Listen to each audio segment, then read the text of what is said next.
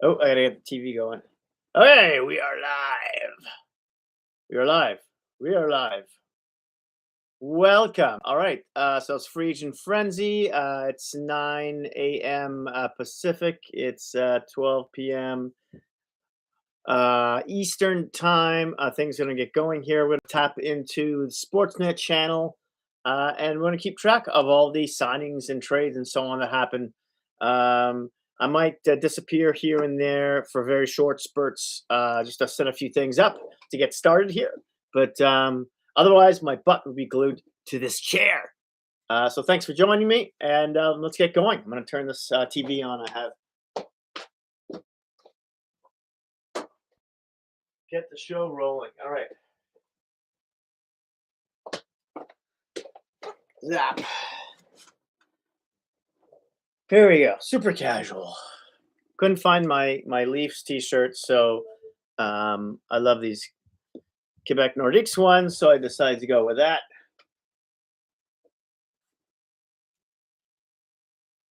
How long do you think it'll take the NHL to get to Quebec, back to Quebec City?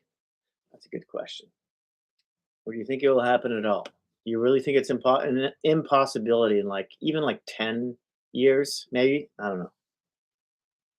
Maybe the advertising dollars just aren't there. But the fans are. We definitely know that. Sportsnet. Here we go.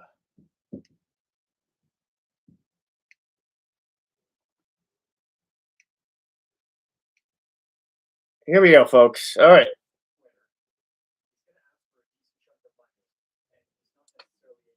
I'm talking to Luke Fox. Are you excited talking about Bobrovsky. Wary? Are you a combination of both? I've gone both. Very cautiously optimistic. So the bright side of it is he's a proven winner. And you want to chalk up his last season, 25-26, where he had a career worst save percentage, career worst goal save above expected, and say, help me it's adjust the not lights here. It was the team is tired. They went on 3 deep runs, and this guy's a workaholic, and his work ethic and character are off the charts, and he'll get it back. And goalies can play longer than players. That's the upside. And you're also not quite trusting that Anthony Stolarz is going to give you 50 starts. Now the downside is if it's a 3-year deal, which is what's being reported, you're looking at his age 38, 39, and 40 years, and maybe he doesn't have anything left in the tank. But I understand the reason for wanting to go out and get another goalie because you don't really know yet what you have in Hildeby and act him off, and you just traded away Joseph Wool. Okay, Luke, so after a disappointing year for the Maple Leafs, It's Luke Fox on Bobrovsky. A new coach, the first overall pick, and maybe some exciting names coming via trade or free agency. We wait and find out. David? All right, thank you guys so much. Of course, we'll check back in with Sean and Luke a little bit later on. Could be a very busy, very active day for John Chayka, his first run as GM of the Toronto Maple Leafs. And everything really changed. Really? Just that one number Just Luke Gastick and Colby Armstrong on the panel. Of where the Maple Leafs might That's have been going surprising. This offseason changed in one, quick Where's Elliott? direction there. You get Gavin McKenna, and suddenly you say, Elliott Friedman, we're that is. going to build something. You go out and get Darren Radish, who had a sensational year, and now you just heard these guys. Could be Bobrovsky, could be Werenski. If you're John Chayka, what's the number one priority? Start with you, Luke. What would be your number one priority right now? Okay, well, you only have 9 forwards signed. That's where my mind goes first, but it's also in net. You only have one including Hildeby, 2 goaltenders signed. Maybe one of the young guys comes up to back up, but I still think they go after a veteran goaltender to pair with Stolarz. That's probably number one. You don't do anything without a goaltender. You don't do anything without 2 goaltenders in today's modern day NHL. So that's where my mind goes first, is that they need some help in net, but they also are going to add up front. John Chayka, the very first thing he said when he took over was the defense core, and that was going to get revamped. They needed to defend better. They needed to fill those holes better. Radish addresses that a little bit, but I still think they're looking on the back end as well. Yeah, for sure. And I don't know if I'd be that.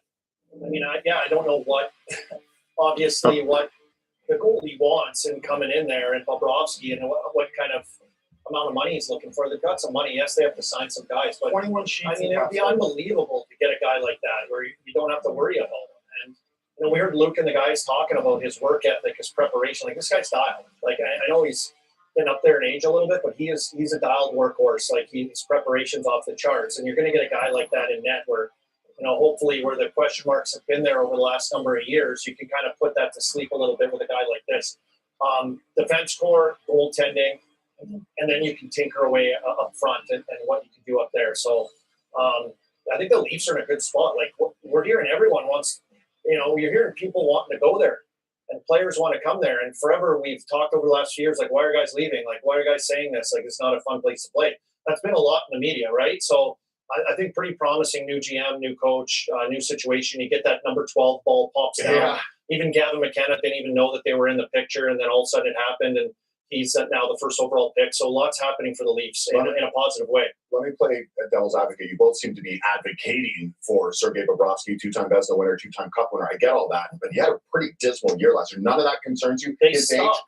They did stink, but I mean, he was part of the stinking. Yeah, I mean, it just shows that you got to have a good team and you got to have good decor in front of you. Okay. And I think that's on Chayka's mind. Obviously, he wants to revamp them, some players moving out. We'll see if they can get the Werenski thing would be insane. The Werenski thing would just be insane. And here's some of the comparisons with him. And I think he just gives you quality starts. Like, he's just a guy, and he exudes confidence for your team too. Like, when you're playing in front of a Bobrovsky, it's a different feeling. Like with what he's able to look like and give you in game. So that's what superstar veteran guys kind of give you that. And we'll just see ultimately if something can fit. I like the feeling of not having to worry if I'm like a team. Like, we got this guy, okay. Like, this should be taken care of, regardless of his year last year. We know what he is. We know he can get it done. We know he's a winner. And so you get that quality goaltender that just takes so much weight off your mind. I also think there's a huge appeal in coming here to split the crease with Anthony Stolarz. And I know they're both getting up in age, but that's a guy that he's had a history with, a guy that he's had a successful history. Still talking about goaltendings, obviously. I'm just waiting for these guys to take a breath before I go nonstop for 3 hours. Starts if someone's injured. There's massive appeal for him to come up here and want to stay in the division. Doesn't sound like things ended with Florida too well. To come back in the division and kind of prove them wrong, kind of thing. And to go get back with his buddy Stolarz, his buddy Lorenz, his old shooter tutor down there in Florida. So I definitely think he's thinking about it. It's a really interesting storyline, and hats off to John Chayka and Matt Sundin. They've been bold. If anything, all the moves that have happened, we saw the Brandon Carlo move, the Sam Urson move, Benoit and Wool getting traded to Philly. They've not been scared to make big, bold moves. Expect some more big, bold moves potentially in the next few hours from the Toronto Maple Leafs. And there's lots of great available players. Here's the thing. You can really change the complexion of your team. We're talking goaltenders. Okay. They're just 27 years of age. So many big names available. We'll be up there. Should be an interesting little while. Some key UFAs. Okay, there's some interesting names on the board here. Okay. So now that we're on a commercial, a bit of breaking news I wanted to mention right off the bat here. Darren Dreger just mentioned on Twitter. He says it's been assumed the Knives will be part of the package if Toronto lands Zach Werenski. See how things develop, but there's a chance the Leafs won't have to give up the power forward if this trade comes together. Interesting. All of a sudden, all that hesitation some people might have about acquiring Werenski, the cost of acquiring Werenski from the Columbus Blue Jackets, might be dissipated. Because maybe, if it's not Knies, you're obviously at least talking, Cowan, probably Danford, right? They're the most closest prospects to being ready. And Leafs can kind of replace those guys somewhat in free agency. It would be sad to see both of those players go, especially Cowan, I think, because he looks like he's got some tenacity behind him. I don't want to see like Hagel, but in a similar fashion. Some smaller players that play with a lot of heart is Arvidsson. And Arvidsson had a really good year. Talking about some of the free agents, he's talking about Arvidsson. Anyways, that's a little bit on Darren Dreger's release. Certain times for his career. Say hello in the chat, by the way. I'd like to get that going. And if you have little guys, you got to have guys that play the way this guy does. And he's Let me know who's watching. If I know you, maybe I do. I'd imagine teams looking at him would have some question marks with, some of the injuries and kind of the style of play that he has. But what he brings is a guy that can be a difference maker. And the year he had, it was rock solid. Look at some of the numbers off of him. 33 years old. He's right there. I really like him. Another guy for me in Mason Marchment. Mason Marchment, maybe not the greatest here, but for him to get a guy like that with his size, his potential to produce. Arvidsson, I'm not and crazy what he can about. mean physically for a team when motivated as well is Marchman I like, but he's the only thing is I think he's left-handed. He's left shot. guys that can Leafs come could in really and use a right help out shot. the different areas of your team, whether it's special teams, killing penalties, but guys that can still play with good players as well. You can put them in different slots. Although there are move them certain, around, and they're still like I effective think and can be Cowan's a left effective shot, with but their he likes game. playing the right side. Yeah, these two guys, I think, anywhere they go, anyone that wants to take a shot and add these guys to their lineup are going to get guys that compete and guys that have a pretty solid beat. If they're not producing, they can provide other things, and both those guys do that. And last year, let's not sleep on it. Last year, Nick Ehlers was the big signing. Yep. Guess what? Nick Ehlers, Stanley Cup champ. This year, maybe you don't have someone as electric a player up front as Nick Ehlers, but the leadership, Anders Lee. I'd like to see Lawton. I'd like to see Lawton back in a Leafs uniform, perhaps as a third C. Getting a lot more ice time, of course, than he did last time. I mean, that's not that hard. He was only doing 11 minutes a night. He should be giving at least 14. And I feel like Sissons is another good center that they should go after as a fourth liner, make Lawton a third line center. Brings a certain edge to a forward point to a team that not everybody has. They're talking about Jenner now. That leadership ability is there.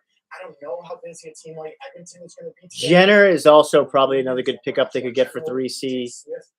On the bench there now, Although he something gets like injured that a lot, makes sense, but I would just and he's think old. that a guy like Drew Jenner would be Yeah. a highly coveted forward across the NHL on a day like today. 33 Super crazy, and at as I 38 said, points over last 40 season, but he points, was hopefully how many 20 games something did he play? goals, and a Like little bit of 50 maybe? All right, what about the Maybe? elder statesman? I love throwing this name out there. Corey Perry. 41. Corey Perry. He's gonna have Love to see him on the fourth line. His leadership, his culture Third, change. fourth line He guy. changes the dynamic of the team by everything he brings. Yeah, he does. And Someone you could maybe throw up it's- even on maybe it's not today, top maybe line it's if you needed a to for a shift or once two. you look at it, how much money you have left. Some of these teams, they can add him. He seems to be the guy that they'll add if they want to go on a little bit of a run. They have a little bit of a backfill, but another guy that's complimentary, right? And a player as he's aged has found a spot. He's such a to be prick. It would be great to. certain I areas mean, of a game or certain areas of the lineup as well. And, they need to keep up with Florida's pricks, right? They need some pricks of their own. And Lawton's got a prick element to him. Cowan is a possibility. I can see that in his future. Perry would really help that. Zuccarello. Now that you mentioned, I wonder what does Zuccarello shoot? Is it left or right? Do we have some breaking news? Breaking news? So Eric Calla to the Kings, to the LA Kings. Eric Calla to the Kings. 2 years at 3.6 What do AAV. you guys make it? That's 2 years, 3.6. Not bad for the Kings, I guess. Eric Calla, 35 years of age. He was in Nashville last year. He's been on a number of teams, and he's been a successful role player in his NHL career. Could he add something to LA that they need? Good role playing forward, going to give you hard minutes, a little bit of offensive touch. LA continues to look for guys that can score, can put the puck in the back. Interesting. He's Okay. done this in many That's a different decent places. contract, unlike the Bowen Byram contract that was handed out this morning. $12 million. Oh my God. 12 million. Or is it 12.5? Whatever. Just a massive overpay there. I wouldn't have paid that guy like a dime more than like what's he really worth? It's like maybe 7 million because of the need. Because of the need for defensemen out there is so desperate. I could see an overpayment, but $12 million. See, Chicago dug their own hole by trading for an RFA with arbitration rights. So they kind of painted themselves in a corner, but still, Jesus, Kyle Davidson, $12 million for Bowen Byram. Yikes. Oh, Stars trade Maverick Bourque and Ilya Lyubushkin to Predators for, I missed that. Dan Vladar inks to 5.5 million AAV. Sabres sign Owen Zellweger to a 3-year, $9.3 million contract. That's a 3.1 AAV. Spent upwards of $350 million. A bunch of stuff flying in here now. It's going crazy. That's like 5 phones in his hands. We'll get to him in just a matter of moments. Also coming up here on Sportsnet, the Jays and Met. Okay, so it looks like we're going to commercial here. I wanted to look up the Zuccarello, see if he's a lefty or a righty or what. Zigarello. There we go. He's a lefty, another lefty. Man, it's more difficult than we thought, huh? Finding a right winger or a righty here. So they just mentioned a bunch of players. Corey Perry, for instance, I think would be a good third, fourth line player if they can get their hands on him. I think he's a righty too. It's Corey Perry. Let me put him in here. They mentioned Eric Kalla going to the Kings. But when it comes to the Leafs, they also mentioned like a Boone Jenner, who I think would be great. No results for Corey Perry. Am I spelling Corey Perry wrong? I've never done that before. Oh, it's because I put a double L instead of the double R. It's a E. Corey Perry is right-handed. That's a good thing, and he's 41 years old right now. Jesus Louise. Okay, so you need some fast skaters on the ice with him. That's for certain. If one were to get him, Boone Jenner. I think he would be a good, third line center, I guess. I mean, he is slow, but if you hitch a couple of fast skaters next to him, like an Easton Cowan, for instance, maybe even a Nick Robertson. Although I hear they want more of a shutdown third and fourth line there. So in any case, I think Boone Jenner would be a decent ad, but he has so many injuries. I don't know. I really like Scott Lawton. I think they can get away with paying him probably $4 million. Maybe, or 3.7, 3.8 around there, like Hulla just got in LA. I thought that would be a great pickup. Don't forget to hit me up in the chat and give me a thumbs up if you don't mind. But I'd like to hear your opinion on what team you're rooting for and who'd you like them to be picked up by, or what you've heard out there, because I've only got so many hands to check all these social media outlets here. I've basically got Twitter strapped in. Here is Jay Fresh's comments on Bo Byram. He does all those analytical charts. He says extended 6 by, it was only 6 years. I thought it was longer. 6 by $12.5 million by Chicago is an offensive defenseman with a roving, aggressive game built on carrying the puck up ice and activating in the O zone. Great shot and ability to create it for himself, but a fair question. Oh no. But a fair question how much he can legitimately drive play.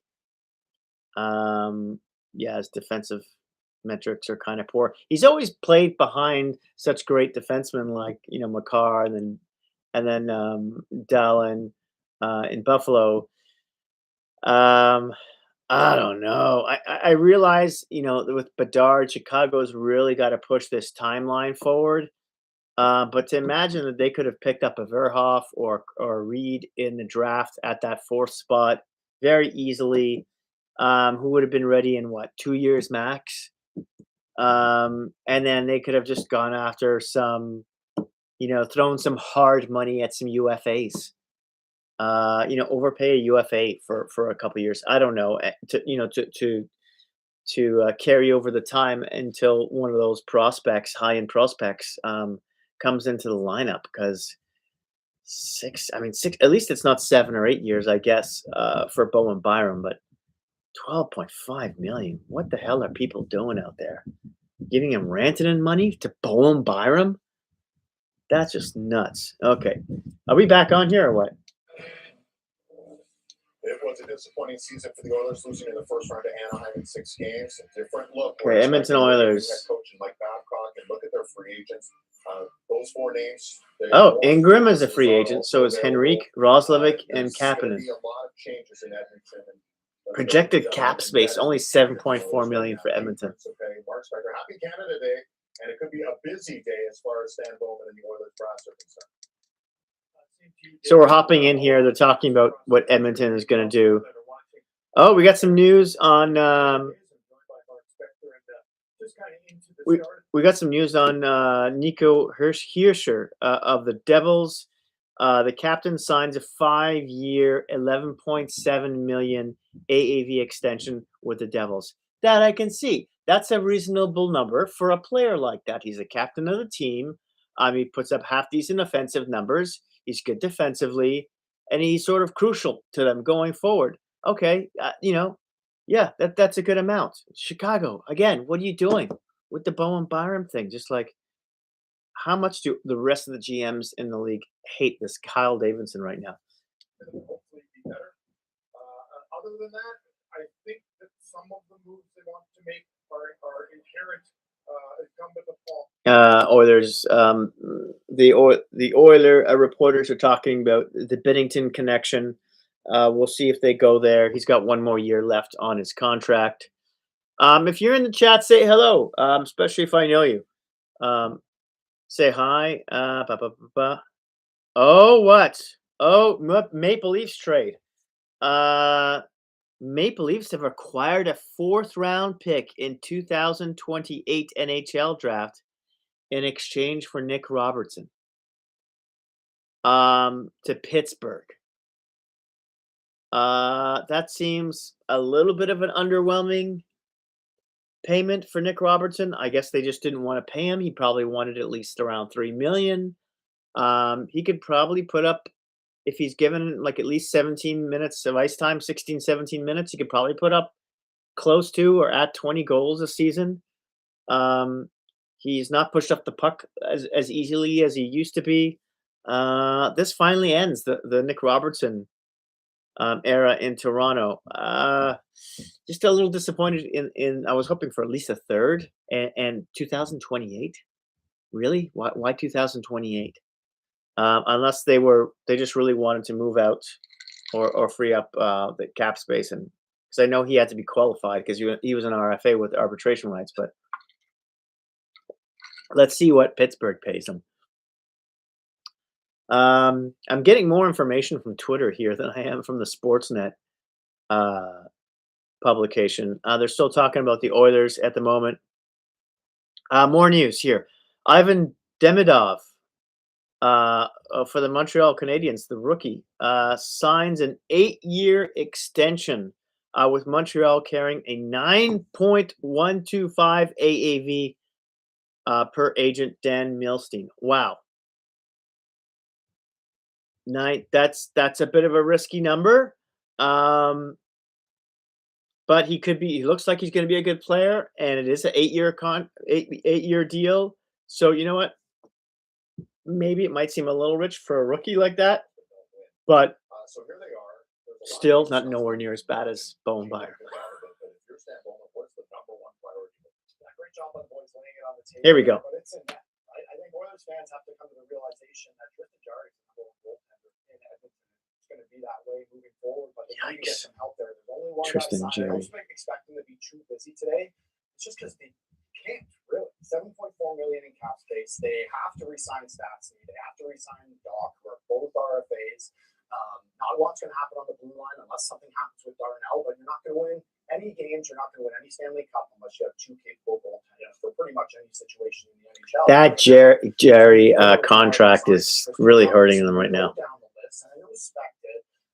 It's a lot of backup guys, and I think if you look at maybe bringing someone like Cam Talbot, who had a lot of success, back to Edmonton, or Neil Tarasov, it's the idea of pairing him with Jarry.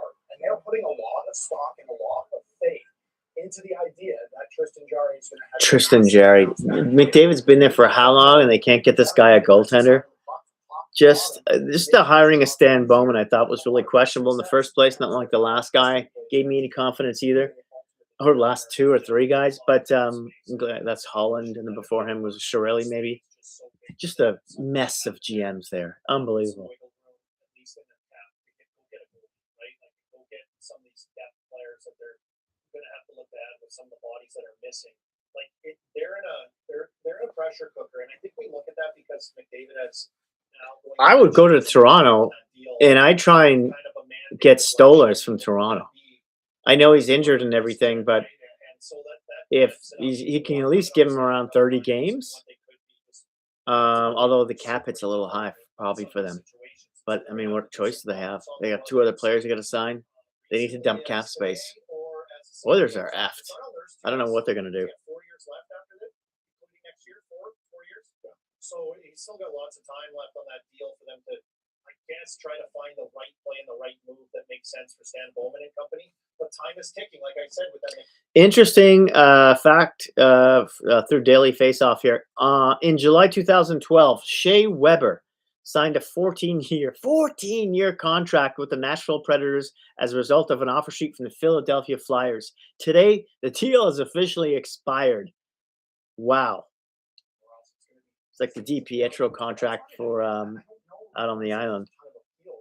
Every goaltender on this UFA list, someone that would have to wait the trade to go there, is going to be knowing that they are entering pressure. It's one of the toughest days for NHL executives, and some gentlemen who know all about that. Of course, Jason Bucco, Sam Cosentino, and our own Albuquerque gentlemen. Okay, David, before we get into the forward market, UFA class this summer, so Jason, want to make a point on the Devin Dobb 8-year, $9.125 million deal that just come out with the Canadiens? Yeah.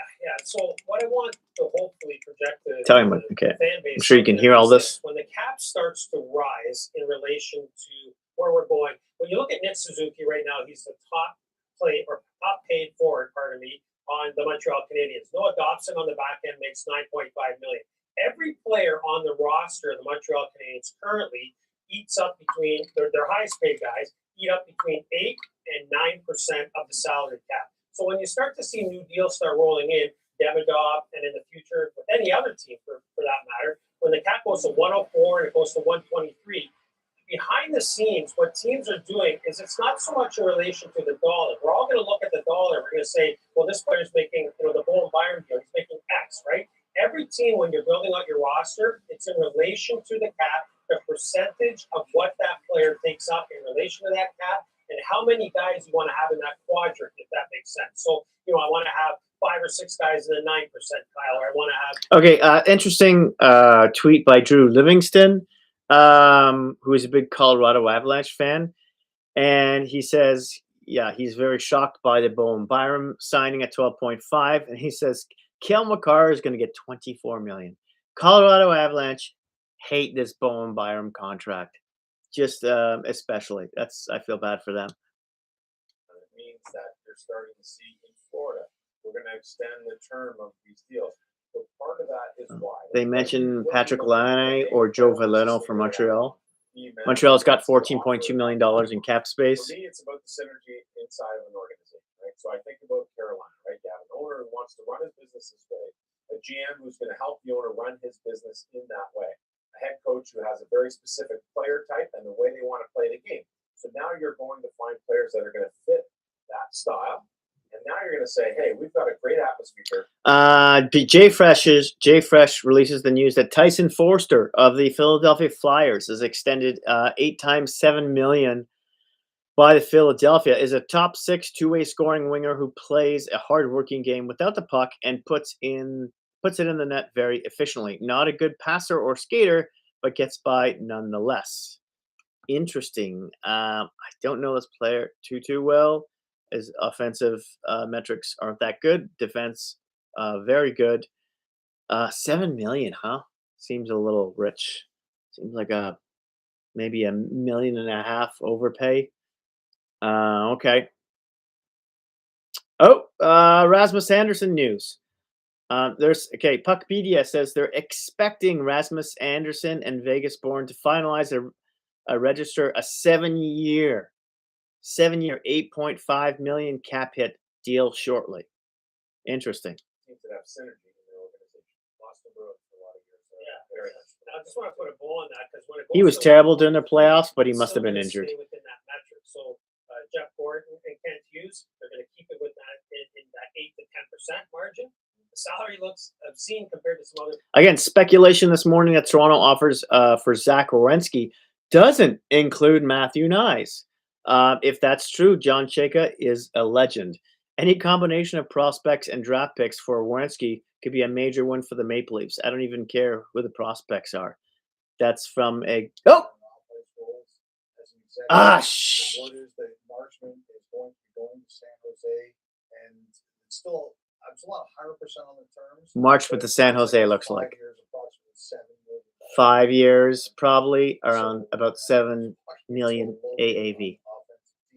The other Damn. one was Ottawa traded for Sam Person. Person was traded from Philly to Toronto. Toronto traded him to Ottawa, and and they have now signed him as their backup goaltender. It's a 2-year deal with $2.2 Wow. million. Okay, well, it's not His that big of a qualifying deal. offer is about They 1.6. signed Samuel He's Arison for a their 2-year backup contract, goaltender. 2.2 AAV. All right, great That stuff. goalie And couldn't of stop a course, we're beach gonna ball check in last with the year. Montreal Canadiens, in a matter of moments as well. And Eric Engels heard the gentleman talking about that great. Golden Knights signed Jalen Lazon. So Ducks signed AJ from Greer, Montreal 4-year Canadiens, contract, 4.25. which Wow. is very comfortable with. Senators re-signed Nick Cousins to a 2-year, $3.175 million contract. Oh, a 1.587 AAV. Recently, we lost 2 great members of an amazing hockey family. Tragically, 18-year-old Stacy Lynn Kenny and her father Corey passed away recently in a motorcycle accident outside of St. John's, Newfoundland. Stacy Lynn was an elite player competing at the highest level of women's hockey. That's sad. Someone I don't know, but killed in a car accident. That sucks. Motorcycle accident. That sucks. Okay. Okay. Boo. I have kids now, and just hearing about stuff like that gives me chills. Anyway, so Chris Johnston just tweeted about a reminder on the updated compensation levels for the Group 2 RFAs. I'll retweet that. If you want to go to my Twitter and check out all the information, the recent updates, my handle is at Hockey Crash Test. Crash Test Hockey was taken, believe it or not. I don't know. I don't exactly have the millions to buy out the name.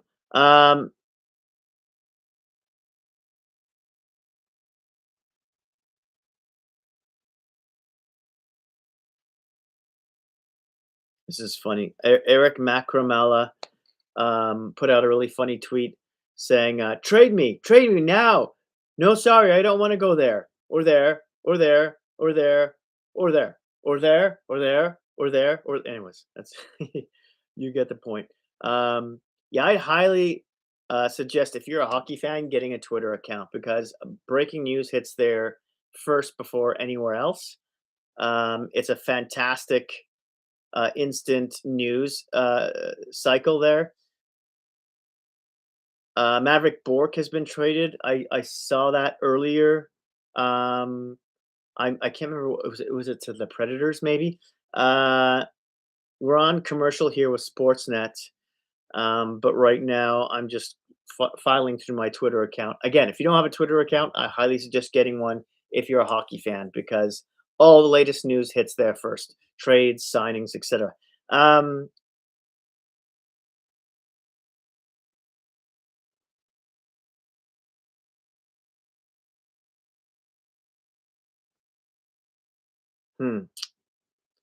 What else here? According to Aaron Portsline, who's a reporter for the Columbus Blue Jackets, a beat reporter, Don Waddell is hoping to quickly find a deal. Quickly find a deal. That sounds like an urgency there for Zach Werenski after he vetoed the trade to Dallas last night. Doesn't appear Waddell will let the situation drag out. That concerns me if I'm a Blue Jackets fan because Werenski vetoed Dallas, that means his list of places where he wants to go isn't that long. And as soon as teams start to find out how little options Waddell has in terms of where to sign Werenski, other teams are going to realize that, and hence their offers could really shrink, especially what if Werenski's now told Waddell he'll only go. I know that most recently we've heard Tampa Bay or Toronto. Those are the 2 teams. Initially we started with 5, but I hear those 2 teams are the top right now. So, who's going to go in harder? Is Waddell scared that his packages are going to start to shrink now? Which makes sense after hearing some of these tweets about the Leafs may not necessarily have to give up Matthew Nyes to get Zach Werenski, just like draft picks and stuff. So, very interesting that he says he wants to do this quickly. That's never a good sign when a GM wants to get a deal done quickly. Back to the back to Sportsnet here. Lost to the eventual Stanley Cup champs, Carolina, in 5 games. Talking about Montreal, who really needs a second line Sixth in center. the NHL, and look what they have up front. And if you're just tuning in, a big signing today for the Montreal Canadiens. Demidov will be there. Yeah, Demidov gets signed for around $9 million, 8 years. On the blue line again, lots of depth, lots of talent, and then in men, Blue line is they're fine. Archambault, three-headed monster there for the Montreal They're fine. Canadiens. They're good. They're good. Lots of optimism. Probably one of the top 5 best D in the league. Montreal. I think that's a safe thing to say. Buffalo. Yeah, I'm not sure we're going to see a bigger signing than Ivan Demidov with the Montreal Canadiens. He locks in for that core-friendly number, and the kid. Okay, so yeah, they're talking about Montreal now and the signing there. Blackhawks signed Bowen Byram. Yeah, we all know that, to a very overpriced deal at 6 years. Thank God it's only 6 years for Bowen Byram. Devils, near Heischer, they signed him. 11.7 AAV. That's 5-year deal. That makes sense. Panthers signed Lusteranian to an 8-year, $5 million AAV. Not bad. Not a bad deal. They also signed Radko Gudas to 6 years, 1.5 AAV. I know he's old though. Maverick Bork and Ilya Lyubushkin to Predators for 2nd-round pick and 3rd-round pick. Really? Flyers signed Vladar 5 years to 5.5 AAV. Kraken signed Samskevich to a 3-year, 3.85 AAV. Sabres signed defenseman Olin Zellweger to a 3-year extension worth 3.1 AAV. Wow, signings coming in hot and heavy here. Marchment was also signed with San Jose. Kings signed Holla to a 2-year, 3.6 AAV. Blues signed Bergeron to a 1-year, $2 million contract. I don't even know who that is. That's a forward. Bergeron. Zuccarello signs with the Kings. 1 year, $1 million contract? Huh? He must have some friends there. 1 year, $1 million contract for Zuccarello in LA. He could have definitely gotten more money. They were even talking about him on the Leafs as well. Wow. But I mean, who isn't tied with the Leafs, really? It jacks everyone's prices. Sounds good. So there you have Eric Engels with the Montreal Canadiens. Okay. And talking about Kent Hughes, Jeff Gordon, and that management. Suzuki, Caulfield, Slafkovsky, Dobson, Hudson. A lot of stuff happening very quickly here. Core is in place. Right things ahead for the Canadiens, but they don't just want to make a conference final; they want a championship. With that in mind, if you're Kent Hughes and you're okay, so they're still talking about Montreal though. So one of the Leafs Twitter accounts here says no Maselli and no Robertson likely means Chaika and Hiller envision a defensively responsible bottom 6, which is good because it means Matthews doesn't need to be deployed as their shutdown C. I just wish they got a little bit more for Robertson than they did. 4th-round pick in 2028 for like a 20-goal scorer. Another Leaf-centered tweet. Dreger on TSN says Riley's eager for a change of scenery. San Jose is trying to get a deal done here. Well, as long as the Leafs don't retain, or maybe that's why they got rid of some players too, was to retain a little bit of money on him, maybe $1 million. I don't know. Don't want to see any of that, but yeah, we'll see.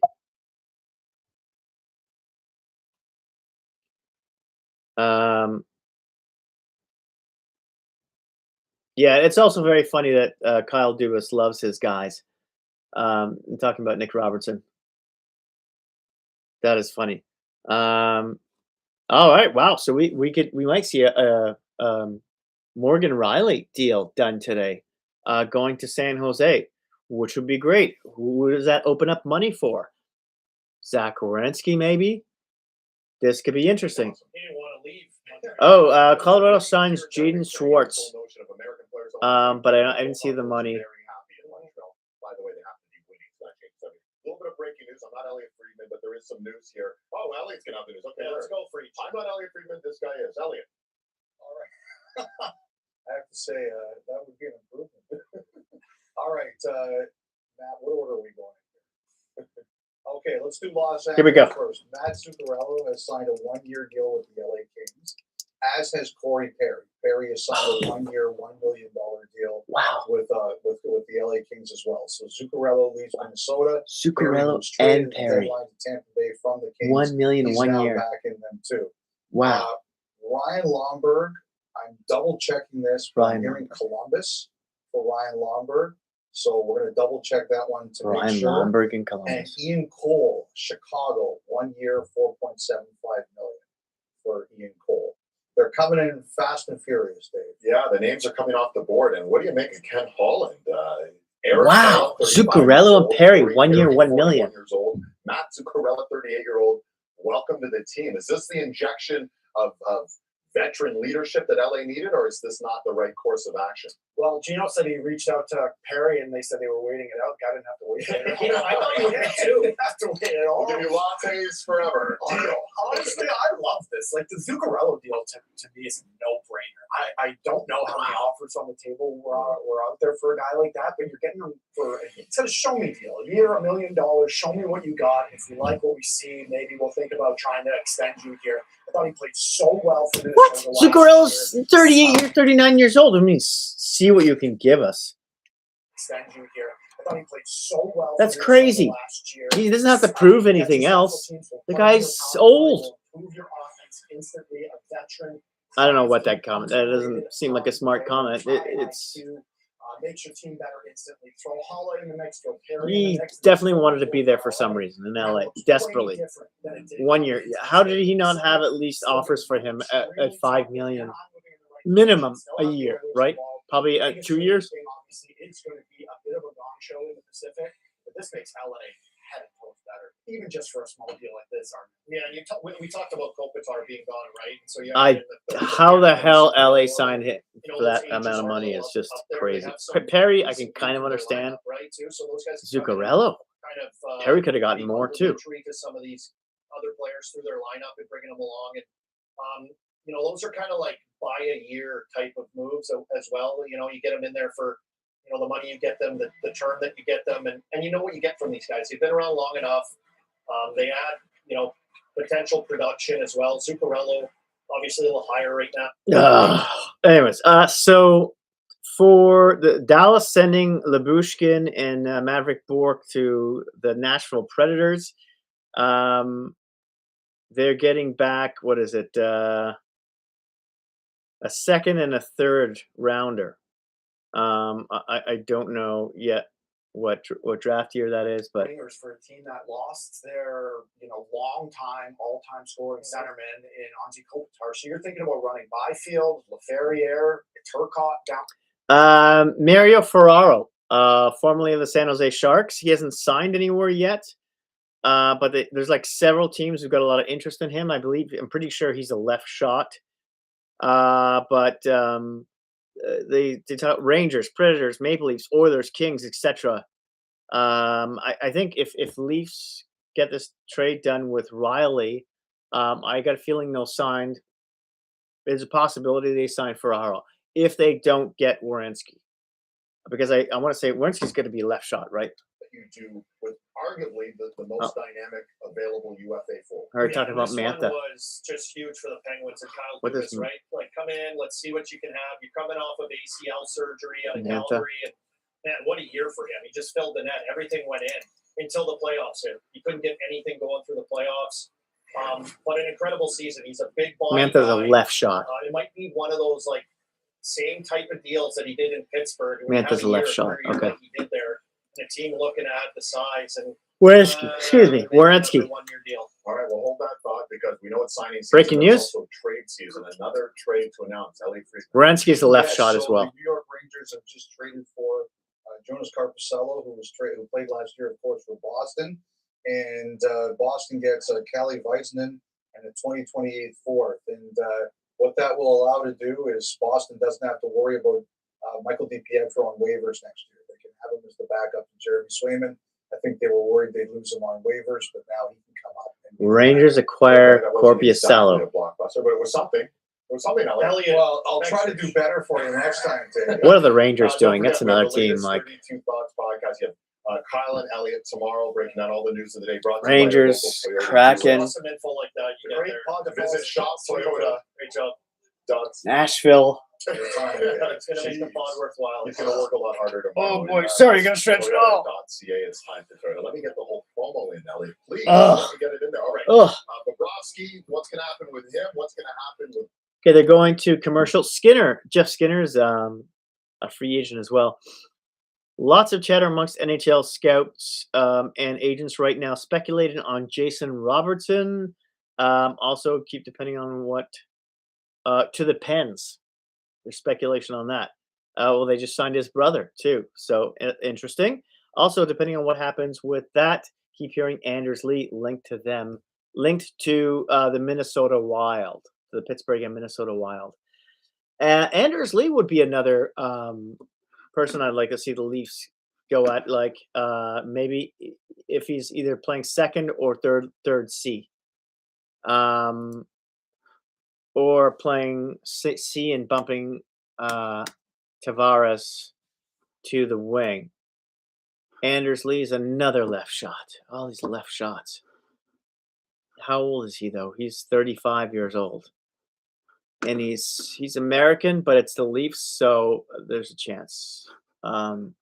They escaped the anti-Canada sentiment that's been going on. Okay, so JFresh put out a chart on Rasmus Anderson, who signed a 7 times 8.5 AAV with Las Vegas. It says he's a minute-munching offensive defenseman who carries the puck and contributes well in the O-zone, but is increasingly having problems when play turns, with reckless pinches and sloppy rush defense. Yeah, I think I'd concur that. I would concur that.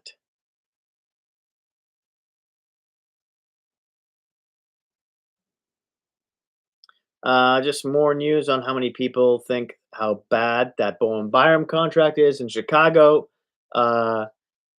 Dom from The Athletic, Dom Lucian, another one who says that's a terrible contract. Justin Bourne from the Kipper and Bourne show says the Demidov deal is a steal for Montreal. Do not understand why someone in Demidov's shoes would sign away 8 years. I get the security, but like 5 years or whatever wouldn't have paid bad, and you got the chance to go bananas there in the new cap world. That's true. I don't know why, if you're a player and you're just thinking about the money from that aspect of it, I don't know why, if especially you're young and you're talented, why you wouldn't sign it shorter contracts, like 5 years max, and then wait to jump on because the cap keeps on going up and up and up. You can get a much higher deal with the same percentage of the cap back when you signed the original contract, right? So I don't get, like, Matthews seems to be one of the few players, the first players to start doing this the right way, in terms of that, signing shorter deals and taking advantage of the cap increase every year. I don't know. I don't understand the perception of what everyone else is doing, unless you're injury laden, like a player like Anthony Stolares, for instance, and you need the security because you have no idea when your career is going to end, and you just take the money, take whatever you can get. But I mean, maybe that's a bad example because it's a 4-year contract, but it's like an 8-year for a goalie of that age and that kind of injury history, right? Back to Sportsnet here. free agency? Still plenty of big names available. We see Schwartz, Marchman, Zuccarello off the board, but Anders Lee, captain, available. Claude Giroux, captain material. Blue Jenner, a captain, available. One captain, though, that was locked and loaded. Nico Hischier, captain of the New Jersey Devils, signing a 5-year, $11.7 per year extension with the Devils. And from Switzerland, this show's gone international. We welcome in the captain. Okay, so they're interviewing Hischier from the Devils right now. Ho hum. Darren Dreger also says an intriguing day ahead. The D market is wild. Toronto is all in on Werenski. Carolina is still working on Carlson. While considering Nikishian trade options. Pronunciation. Plus, Chicago is eager to drop what is expected to be a 6-year deal. Awful deal for Bowen Byram.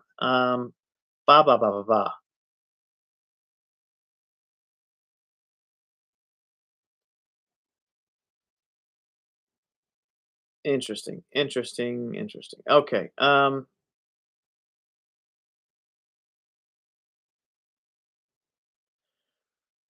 Pierre LeBrun just talking about the uh, Maverick Bork Ilya Levushkin trade to the Predators. It's a second round pick in 2027 and a third in 2028. That's going the other way. Um,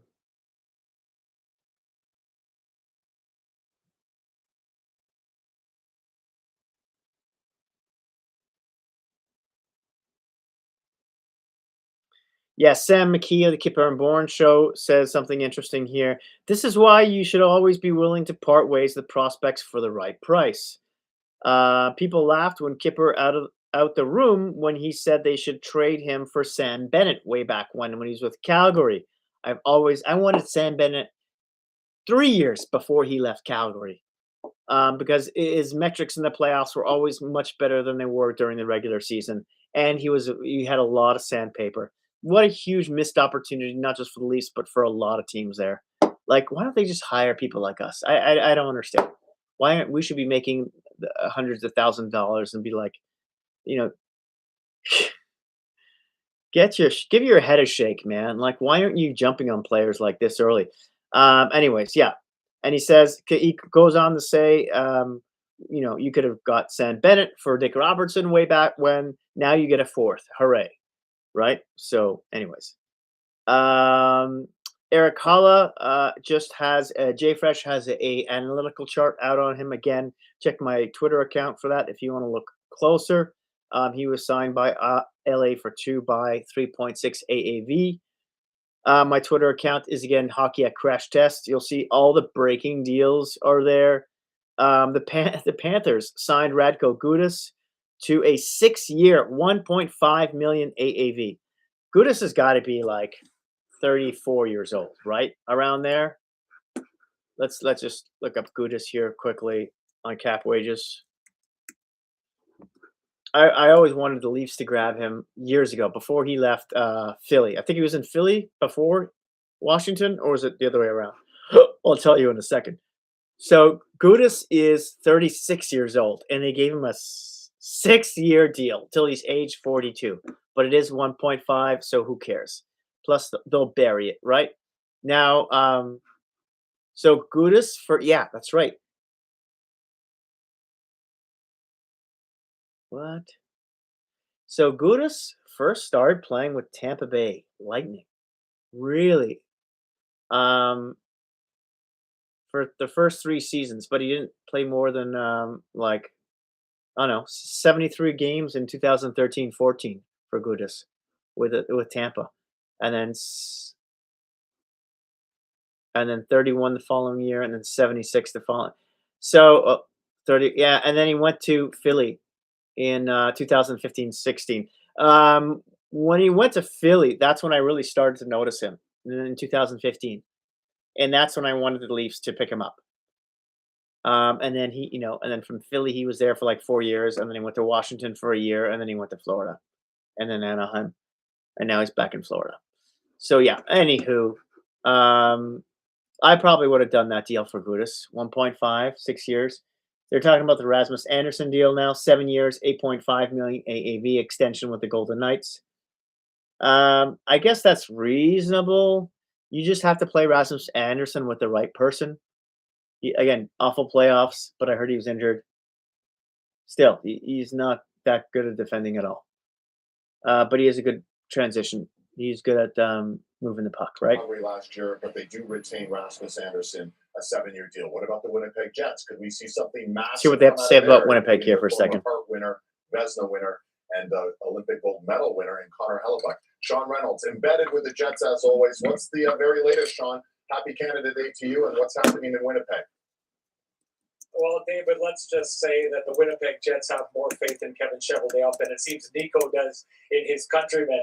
to win the World Cup. That said, Chevy has a lot of work on his plate to get this team back to the playoffs. Start on the back end where they've lost a lot of players over the last year. Guys like Colin Miller leaves Luke Shen at the trade deadline last year along with Logan Stanley. This has been a time of year the Jets have been able to address that defensive depth in the past, but the degree of difficulty goes up a little higher when they're trying to address maybe their biggest problem last year, and that's depth scoring. Can they get to that today? And of course, it's all depth chart of what's happening of the Jets: DeMello, Morrissey, Sandberg, Pionk, Fleury, and Salmonson. They need a little work there on their back end.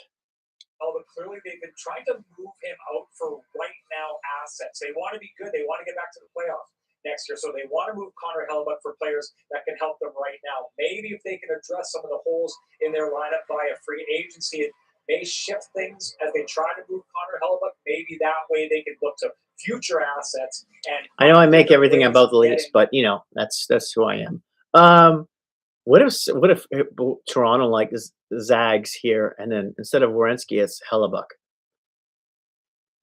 Then, yeah, you'd see he'll definitely be gone in that deal.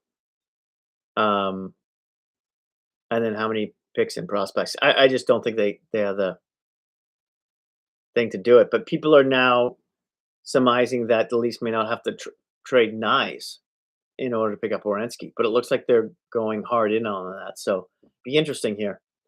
Adam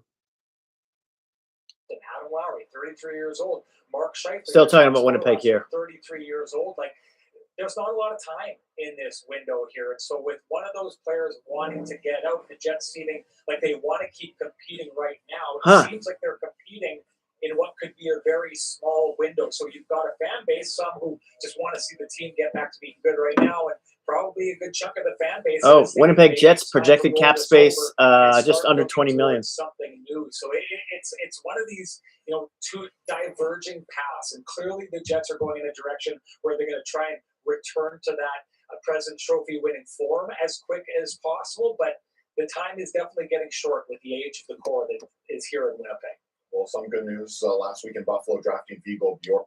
Maybe there's a chance here. There's someone tweeting. Luke Fox is tweeting about how because DJ Smith signed with Edmonton Oilers for the defensive coach, and apparently they paid him $1 million over what the Leafs would have wanted to pay. Kyle, ready to talk a little. They're talking about Paul Coffey possibly gentlemen, signing at some point here with the Leafs as an Connor assistant Hellebuyck is, coach. in fact, going to get traded, and maybe when that day comes, Paul Coffey Winnipeg gets behind the return, bench. helps dictate What do things people a think of little that? bit. What do you Thinking guys think of online, that? Let me know. Sean Reynolds was talking about, in your guys' mind, what is the best course of action for this team going forward? Where you mentioned the age of some of their core players and how Kyle Connor's just entering year 1 of 8, the contract he signed last fall. Where do your minds go? Well, I'm conflicted. I have to be perfectly honest. The noise around Connor Hellebuyck, there has to be a resolution there sooner than later. A couple of reasons why. First of all, where are we in terms of our window? And Sean talks about trying to get. But isn't your window closed if you trade Hellebuyck? It's done. Like unless you get a decent goalie and a lot of great supporting players, and you turn into a Carolina kind of team. Depth-wise, I don't see how the Jets move forward here. It's just a matter thing, but they need to find an extra gear somehow as a group. But honestly, Kyle, if you don't get a guy who's going to be posting a 9-10 save percentage and a goals against average in the 2.5 range, none of that matters because that's what you need. And if you're going to give up Hellebuyck, I don't know what you get in return that's going to get you that. Like the Buffalo situation, that looks like a target, possibly. But there's lots to unpack here. And I'm a little bit fearful, and I don't want to send anybody off the deep end here, but I am a little bit concerned about where the cap is going in relation to the roster build in Winnipeg as well. What's their internal cap going to look like, and what's it going to look like, long term with some of their players that they've been signed to long-term deals. All right, we'll get back to that. Pick that up in a moment. DA. Basically, kind of said what I said. Okay. Thanks so much. We'll get back to the boardroom in a matter of moments, and we do have Breaking news. I guess a little bit of breaking news. We check in with the ultimate insider. Breaking news. All right, there's a few things coming out now.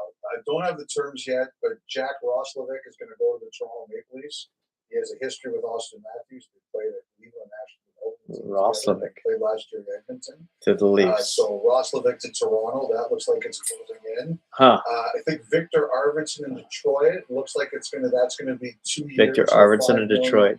AAV. I don't know how I feel about Roslovic. Noah Juleson 2 times 1.1 to Colorado. Jeffrey Beal, I thought had a great playoffs. 5 times 2.5 for Tampa Bay.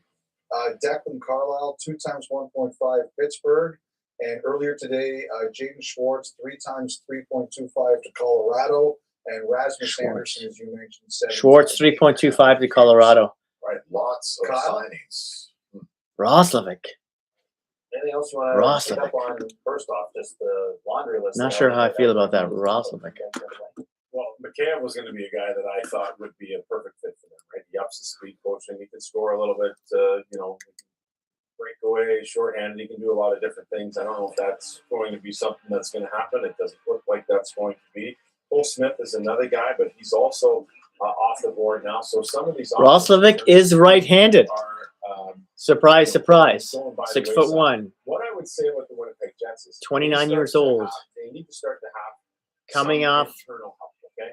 So Brad, coming off a $4.7 million contract for 3 years. Let's see what the Leafs pay him. He's 6 foot 1. He's what does he weigh? Almost 200 pounds. He is from Columbus too, by the way, where he was initially drafted. I want to say. Lightning signed Ilya Mikheyev to a 4-year, $3.85 million contract. 4 years for Mikheyev in the Lightning. 3.85. It's not terrible, but it feels like a little bit of an overpay there. Not sure what they're doing. Mikheyev's a decent player, but he's got hands of stone. He's a fast skater, though. Good defensively. Hits from time to time, too. I don't know. He's a third-line player at best for me, especially on a competitive team. Maybe more like a fourth-line player on a serious team. Wow. Hard to produce to the best of their identity. Give them a chance. That's one thing I find with the Jets is that they've been sitting back and they've been letting that veteran core kind of, I don't want to say the inmates run the asylum, but you know what I mean? Like they're comfortable in how they do business there. These young guys, let's give them a chance. Yes, there's gonna be. Okay, Roslovic. Toronto looks like they're signing him. So last 2 years, he's put up over 20 goals each season, 22 and 21 respectively, with a total of 39 and 36 points. He plays around, looks like he averages around 14 minutes a game ish. His plus minus has never been that great. He's more on the offensive side. But if you're playing with Matthews, They got at the deadline, scored a ton of Rochester. we'll see. I don't know. Doesn't really excite me too much. Build through the draft, but Winnipeg certainly. He's obviously playing. It feels like he's playing third line or first line. Because Nylander should be playing second line. So I don't know how I feel about this. Toronto, it's the Mets and the Jays coming up on. I don't know how I feel about this Roslovic signing. In the playoffs, his numbers are not that great. They're okay. They're like the last 6 games with Edmonton in the playoffs, he had 1 assist with 13 minutes of ice time. Then with Carolina in 9 games of the playoffs, he had just under 14 minutes a game with 4 points. Season before that with the Rangers in 16 playoff games. It's amazing to think the Rangers are that far, not that far removed from a playoff spot. 16 games with the Rangers, he had 8 points, 2 goals, just under 14 minutes of ice time. So, I don't know. He is a right-handed shot. I know Roslovic, but I don't know enough about him. I want to say he's not the greatest defensively friendly winger. The chat has finally exploded here. Okay, so I asked, who's your team? Who do you hope to sign, trade? Nick. Oh, hey, Nick. How's it going? Thanks for popping in. Nick says, bottom 6 guy for Roslovic. Is he meant to replace Domi? I guess so, but Roslovic does he play any center, or is he strictly a winger? Edmonton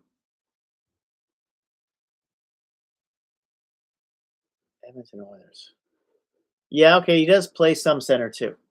But I mean, if all I hear is at least we're trying to do a defensively a hard defensive line 3 and line 4. I don't know why I'm losing my English. I haven't been drinking enough matcha. They're trying to make they're reshaping their bottom 6 to be more defensively orientated, and I just don't see Roslovic in the bottom 6. I mean, it would make sense, I guess, but just because of his lack of defensive awareness, I don't know. Hey, Frank, Francolino, how are you doing? Good to see you. Wow, all right. Got some family and friends, family in the chat here. Wierenski and McDavid to the Leafs. Let's go. Very nice. Yes. Well, let's maybe next year at the end of the season for McDavid. Nick also says McDavid for Matthews. Make it happen. Right. I'd do it. Sure. Who wouldn't?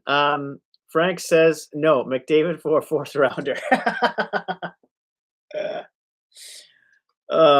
Very nice. I'm glad to see the chat is up and fiery. Lovely. Thank you for chirping in. That's wonderful. Okay, so we're back into the Twitter feed of signings. Mackie Samskevich. Oh man, I cannot pronounce it. In my head, I pronounce it correctly, but not when it comes out of my mouth. Samskevich. Samskevich. Former Florida Panther. I spent way too much time on that. Who was traded to? Oh wait, they're talking about the Calgary Flames, who've got about over $20 million in cap space. Okay, Samskevich,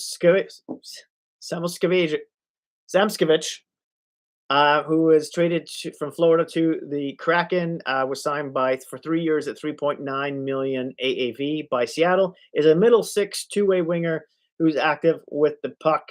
And has shown signs that he could be a legit top 6 difference maker. So yeah, that's Seattle signing another 3rd liner.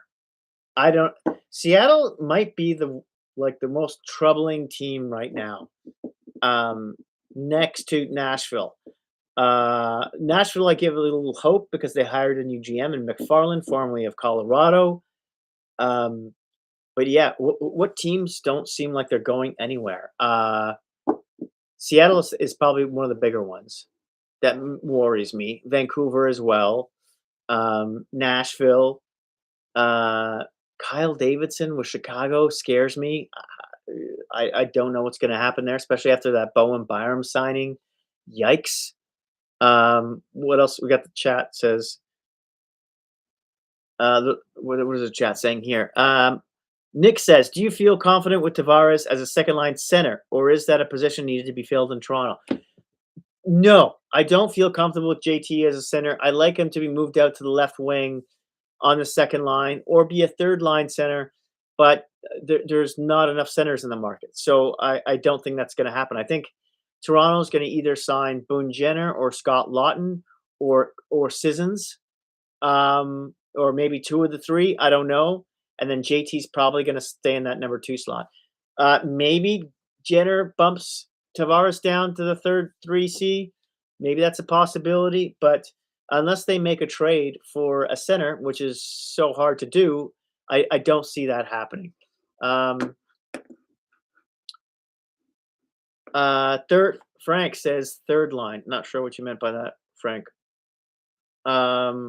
He's answering next question. Okay, I see. Nick also says, who would our second line center be then? Well, I already just sort of answered that. Frank says, what about the super GM in New Jersey?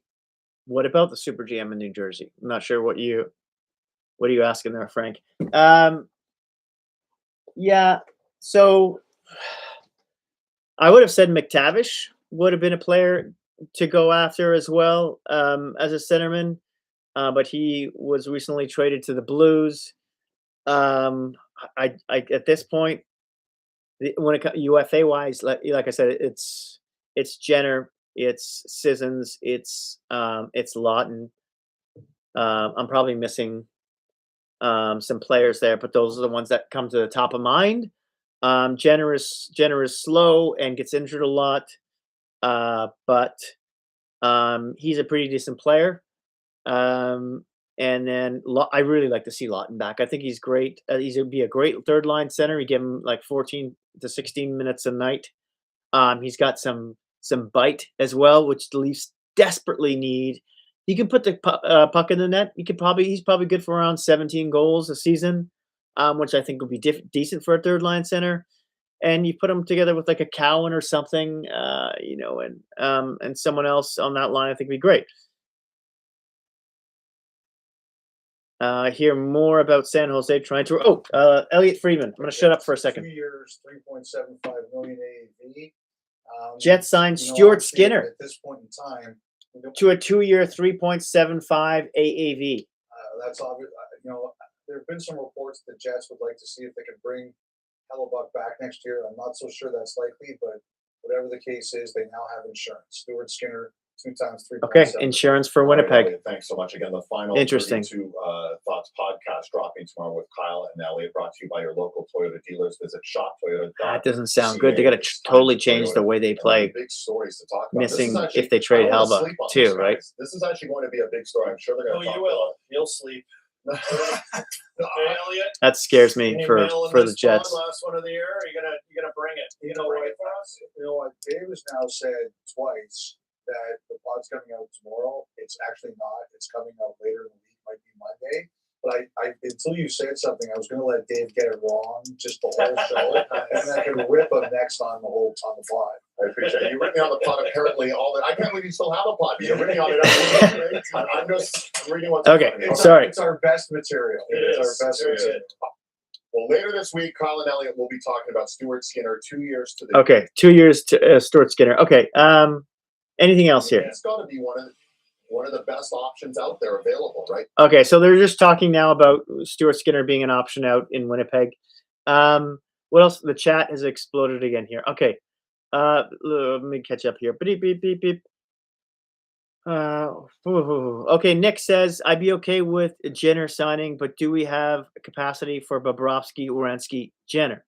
Nick also says Skinner is a huge gamble. Yes, I agree with that, especially after going from that's a big change in goaltending, right? Like again, the Jets have to totally change how they play if they're trading Hellebuck and picking up Skinner, and that's I don't want to call it a rebuild, but like, man, what else are they going to do in Winnipeg? Hold on, I got to do something really important here. Second, there we go. There we are. Get that going.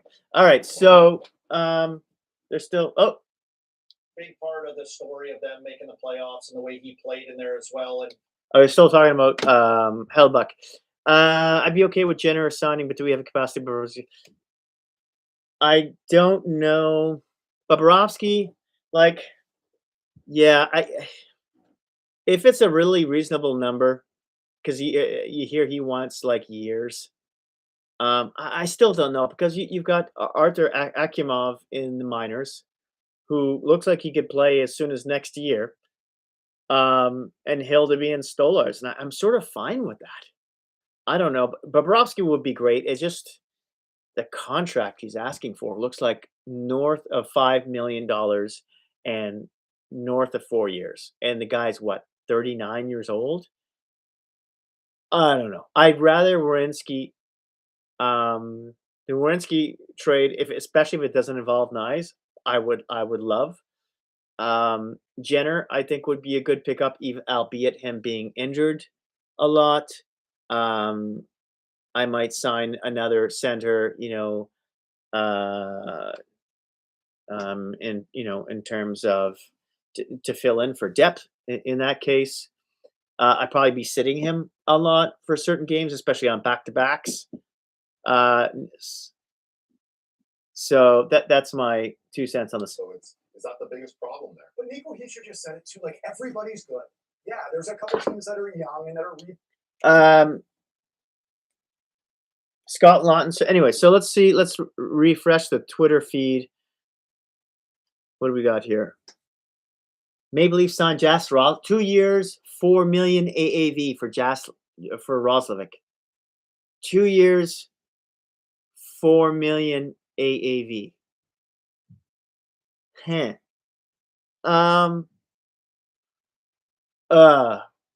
I'm just kind of like, I don't know. I don't know about that one. I don't know how I feel about that one right now. It doesn't really excite me. He is a right-handed shot. This guy could play up and down the lineup. But if they're trying to make the bottom six very defensive orientated, Roslovic doesn't fit there at all, right? And then you have William Nylander playing the right, so that leaves one spot open, which is probably what you're talking about next to Matthews, and depending on where you put McKenna. So maybe you play Nyes on the right, have McKenna on the left with Matthews, and then on the second line, maybe you bump JT to left wing, keep Nylander on the right, and then put Roslovic at the center. I don't know. No, Roslovic isn't. I don't know. What do you do with Roslovic? He's such a weird player because he's pretty crappy defensively. And he's not at least okay. It's difficult slotting that guy in. Especially if you want to go after like a Lawton or a Jenner now. You know, what shot is? I think Lawton is a left shot too.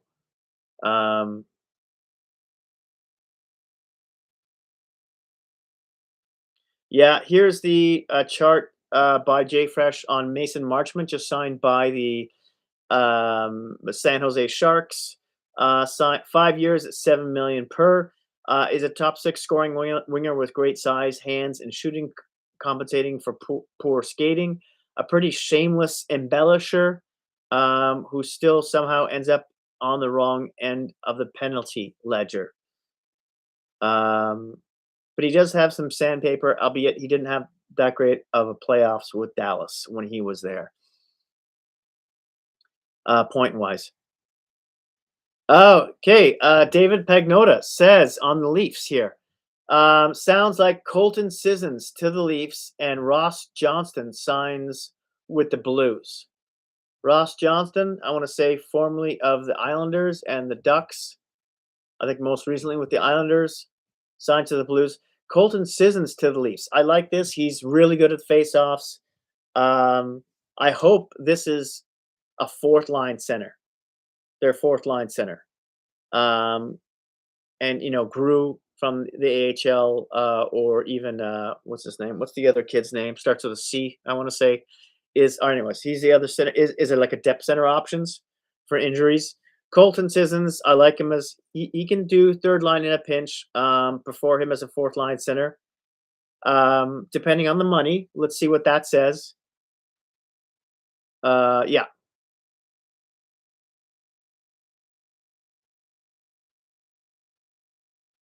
Yeah, Maverick Bork and Lyubushkin to Nashville for 2 second-round picks for over the next 2 years is probably a good deal.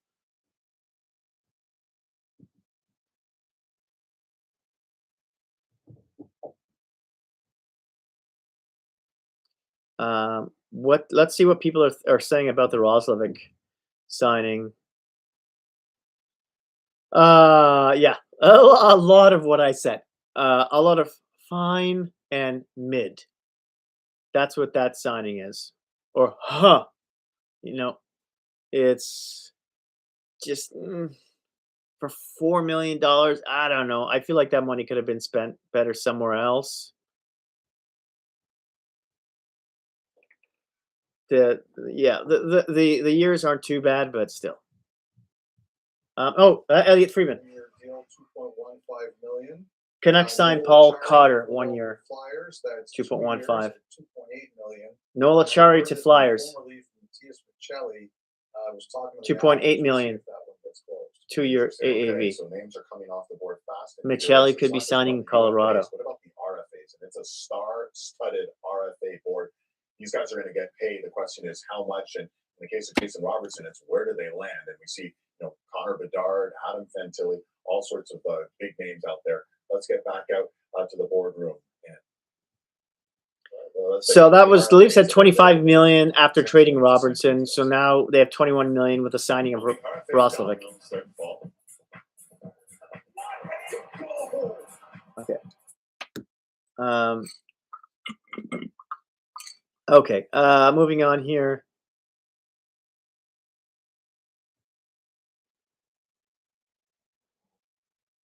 It's just Roslovic doesn't scream playoffs to me. That's what my thing is. I'm gonna turn this off. The noise is kind of, and the battery looks like it's almost dead. I gotta change the battery there. Okay, so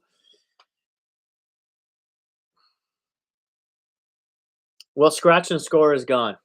That's it. No more scratch and score. That's too bad. Another chart by Jay Fresh says Stuart Skinner signed two times 3.8 by Winnipeg is a goalie. Cutter coaching. So many big names available out there. We just talked to Brendan Parker and Eric Francis about Nemeth. Gauthier. He's expecting What? Calgary. So is available from the Ducks? What? Discuss that. Carlson? What's that board? Edmondson? So maybe not the sexiest UFA class this summer. There must be a RFA. There must be RFAs. And the names of the gentlemen. I mean, there are some really intriguing ones. The Jason Robertson saga is a thing completely on its own. What's Connor Bedard thinking? Where do things go in Chicago? You got Columbus, Werenski, Adam Fantilli needs a new deal, and a couple of potential superstars in the making of Leo Carlson and Kataguchi out in Anaheim. I mean, where do you gentlemen even want to start? I'll start with Bedard. Yes. Start with Bedard. It's amazing to me that the Chicago Blackhawks have blown through the entry-level contract with Connor Bedard, and to me have not made the step, or have not taken a step forward as an organization. So there's 3 years gone. What does that mean? Well, I think that going forward here, I'm curious to see what it's a bridge deal in my estimation. It's not going to be like what Frank Nazar did there and signed for the long term. I think Connor Bedard is going to go bridge. I think it's going to be, obviously north of Nazar. But at the same time, I think that he is going to want to see what's going on here. They've got tons of draft capital still on the horizon, but Uncle Jeff Lett points out here with Maselli not qualified, Robertson traded, and Domi potentially on LTIR for the long haul. 5'11" Gavin McKenna is now the only Leafs forward under 6 foot. We'll probably still hear about how team is too small. Yeah, whatever. Blah blah blah. Victor Arvidsson signed a 2 times $5 million AAV by Detroit. Is a veteran middle six rushing winger who found his game again this season, carrying the puck, creating tons of shots and chances in transition, and finishing very efficiently. Is a Detroit Red Wing. I could see him. I could see that. The defense score was just so young and so inexperienced that you needed a guy back there with some experience playing with. Nick Richards says Sissons, who is rumored to be going to the Leafs, is a bottom 6 forward and nothing more, but added a right-handed face-off option. That's right. He's also right-handed. Who can PK, which they have a desperate need for, was an understated necessity for the Leafs. It sounds like they're talking it in passing, like it's already done. So we're waiting to see what the number is there. That's the next biggest thing you're talking about here, all right? So when you're looking at offering a player an offer sheet, here's the compensation. When the contract is offered between the amount you see on the left, the compensation that the team wants. You're talking about compensation.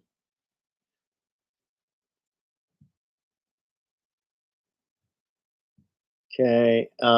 Again, check out Twitter for all the most recent news at Hockey Crash Test. Let me know if you have any questions. I'd love to hear your thoughts on the signings and stuff so far and where you'd like players to go. Nick and Frank, thank you so much for jumping in. It's nice to get that going. Zuccarello with the Kings. We heard about that for $1 million for Zuccarello 1 year. Crazy. And it's funny.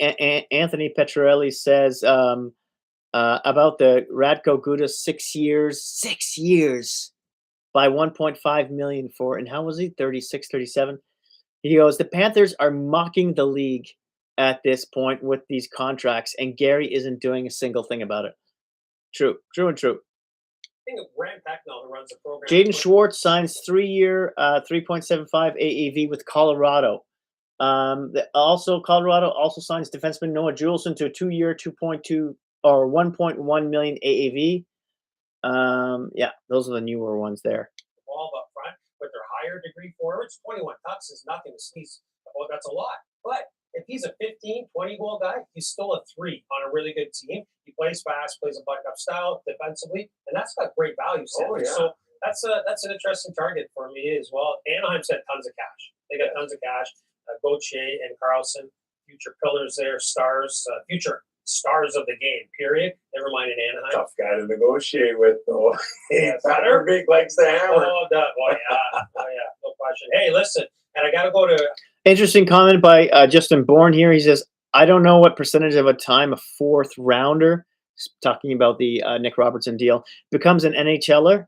15% of the time, maybe. But that for Robertson, who scored 16 last year and could do more in a bigger role, is kind of a bummer. I agree with that sentiment. Still, last year I said you can't have Cowan, Domi, Maselli, and Robertson as 4 wingers. With Domi injury, you only have 1 left. Let's see. News. Let's see A Lombardi signs with the Jackets. This guy's been busy. Steve Stick. That's a shame. I was hoping the Leafs would have signed him in a bottom 6 role, like 4th liner. Lombardi, I want to say formerly of the Calgary Flames, formerly of Florida. That's a shame. They couldn't get him, as a 4th line guy. A little short, but man, he was fiery.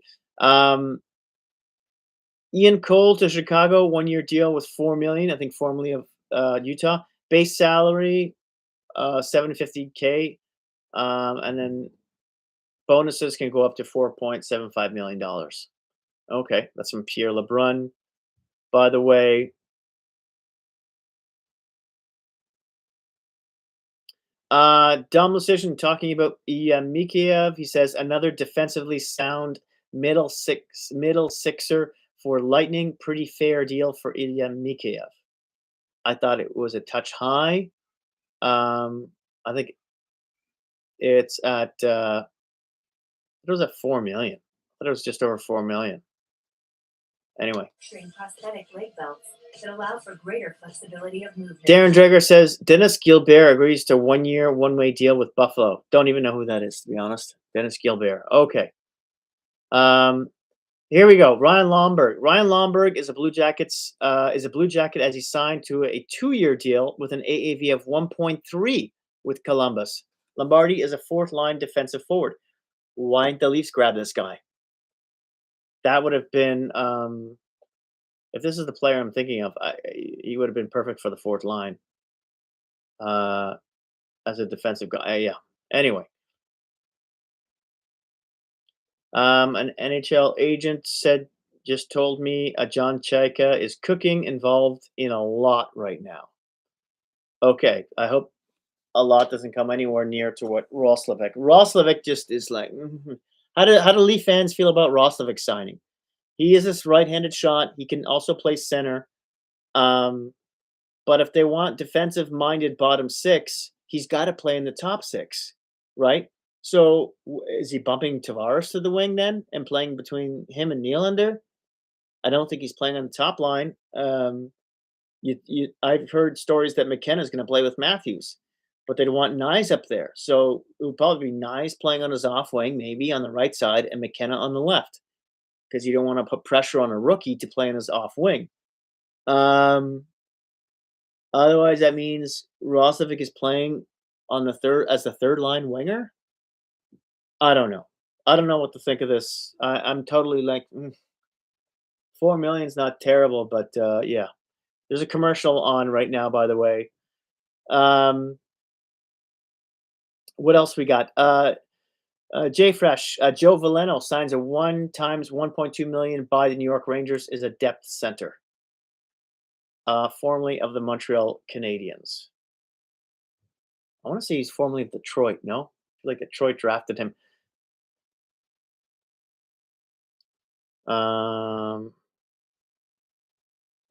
Okay. Re-signing with Vegas. Stu Skinner moving over to the Jets. Schwartz, Marchment also off the block, but you do see True, but Carlson, Mantha, Bobrovsky, etc. Claude Giroux. We're waiting to see what's going to happen with Claude Giroux. Hmm. The Ottawa Senators with all sorts of free agents: Giroux, Eller, Jensen, Dennis Gilbert, James Reimer, to name a few. So lots of work to be done by Steve Stales and the gang. Still lots of great young pieces there, including on that blue line, Jake Sanders, one of the best in hockey. So what's going to happen moving forward? That's the big question. So welcome in Adam Stanley. Okay, excuse me. They're talking about Ottawa right now on the broadcast. Jay Fresh puts out a Ilya Mikheyev card, signed 4 times, 3.9 million AAV by Tampa Bay. That's a little bit. I don't know why they had to give him 4 years though. 3.9 million. That's a bit more fair. They kept it under 4. Is a speedy defensive winger who's excellent at killing penalties and contributes on the forecheck at 5-on-5. Strong defensive track record. Good. I like the player a lot. I wish he had a bit more sandpaper attached to him and his hands weren't made out of stone. But it's a solid bottom 6 guy. Now they've got Holmberg, the Leafs' former center, Holmgren, Mikheyev playing on the same line. Should be really good defensively. Probably to put out against the team's other best players, right? Mikheyev's also got a pretty good stick in terms of defensively speaking. Senators, signed Samuel Ersson, who the Leafs traded to them for a 4th or a 5th for 2 years, 2.2 million AAV. He's a goalie, not a really good one either. Paul Cotter signed 1 year by 2.2 million by Vancouver. Is a speedy physical depth winger. That's a good depth signing. Don't know who that guy is. Signed by Pittsburgh. Declan Carly. Don't even know who that is. Wow. 2 times, that doesn't happen often. 2 times 1.5 million by Pittsburgh. Is a depth defensive defenseman. Okay. Trevor Van Riemsdyk. No contract terms on him yet, but he's such a dubious. If there was a third pairing analytical darling defenseman Hall of Fame, he would be the first ballot inductee. Okay. So looks like JVR's brother could go to Pittsburgh. I should have some music going on in the background here if it wasn't for the TV.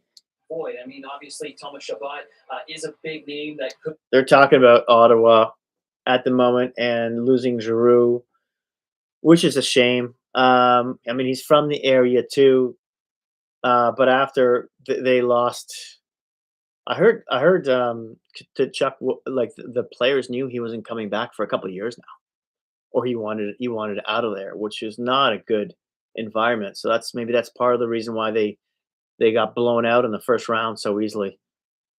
A bad dressing room is what I'm getting at. But Giroux leaving, I don't see how that better. I know he's old, but I thought he was always he was helpful there. Good player. He's playing on the 3rd line with was it Pinto? Yeah.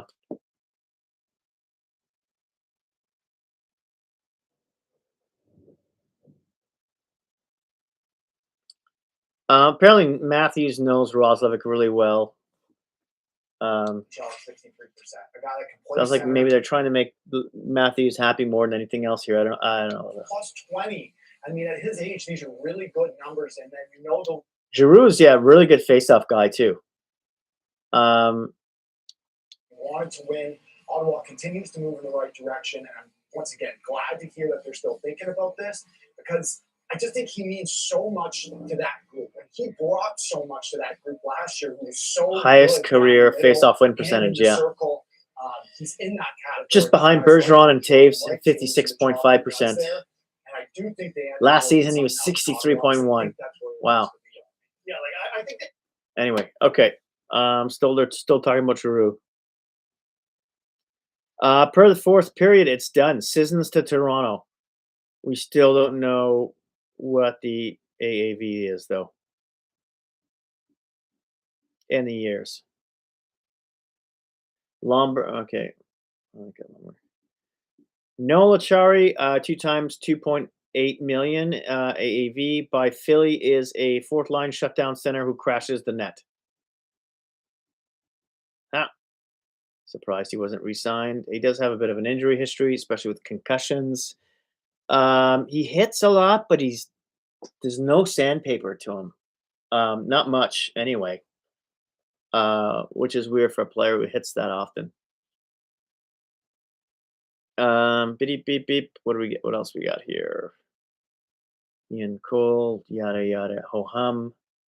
An incredible 3-year. Dom Lucian says about Gudas, an incredible 3-year deal for Radical Gudas that was stretched to 6 years, extremely legitly. Yeah, that goes with Florida pissing in the face of the NHL in terms of their contracts. Burke would say truculence. How do you bring some of that back? You might have the leadership already there. You re-sign Nick Cousins. You hopefully maybe can re-sign Claude Giroux. So maybe leadership won't be the biggest issue, but just having that sort of edge, that toughness. So for me, that falls on the blue line. And I know they're looking at that second pair, someone to put. Colorado signing. The Colorado Avalanche signed defenseman Noah Juleson to 2 times 1.1, and just like that, the Avs cap space is gone. Wow. The roster is all set, but the Juleson as their 7th D. Wow, 7th D for 1.1 million. You can't even get one at minimum these days. And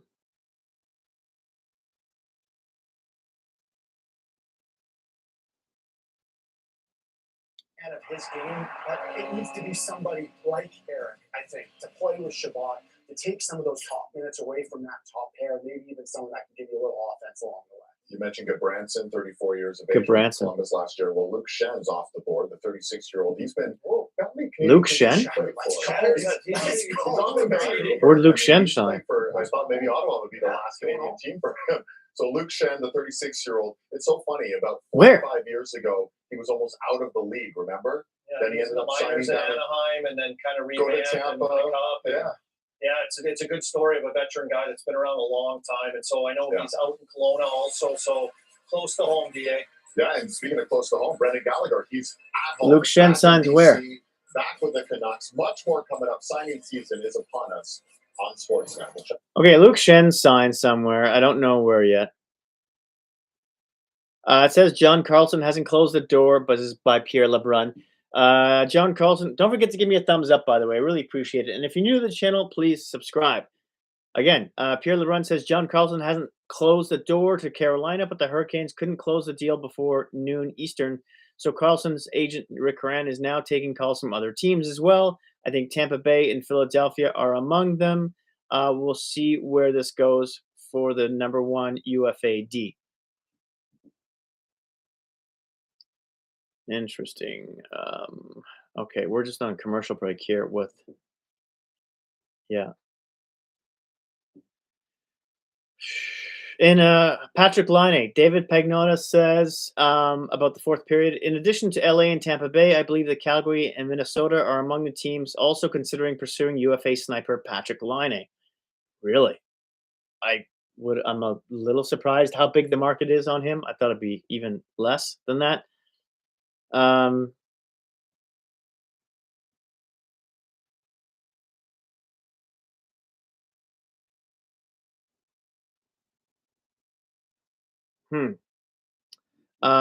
Okay, Matthias Maselli is signing with the Islanders. Okay. Don't have a number on that yet. Dom Lucian about Roslovic signing in Toronto. He goes, Roslovic is one of the most average players in the league, but does it in a way where he will look like a star for roughly 20 games and a ghost for the other 62.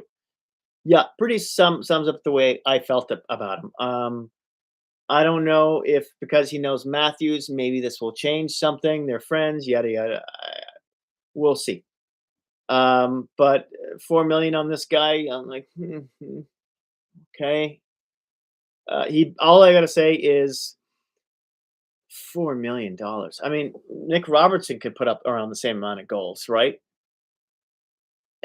And maybe even a tiny bit more defensively responsible. So he's a right shot. I'm struggling to find some better things to say about this guy, who I feel may see limited time in the playoffs if the Leafs even get there. A lot of people talking about how good a contract is Demidov in Montreal.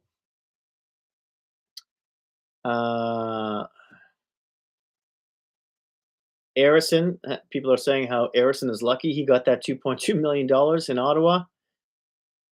Okay, so Trevor Ram, here it's official. Trevor Van Riemsdyk signed 2 times $4 million by Pittsburgh as a veteran defense first, a right defenseman who kills penalties and year after year for over a decade puts up excellent underlying numbers in the third pairing role. Here we're back here. Off the board with Carlson, Truba, Mantha, Jenner, Bobrovsky. Well, I'm not going to say it's going back to Washington if he's going back anywhere. But Freddie Anderson, Matthias Maselli, Anders Lee. signed a 1-year, $2.3 million by New York Islanders. GM, and they have a Luke Shen with the Canucks. 1 year, $2.25 million. $2.25 million deal with the Canucks. So they had some leadership. They had a cup winner. He's a right really shot, exciting too. time for Vancouver. I know it was rock I bottom, wouldn't but have they're mind on signing their him way as a up. depth And guy, Caleb but Malhotra is yeah. going to be a big part of that.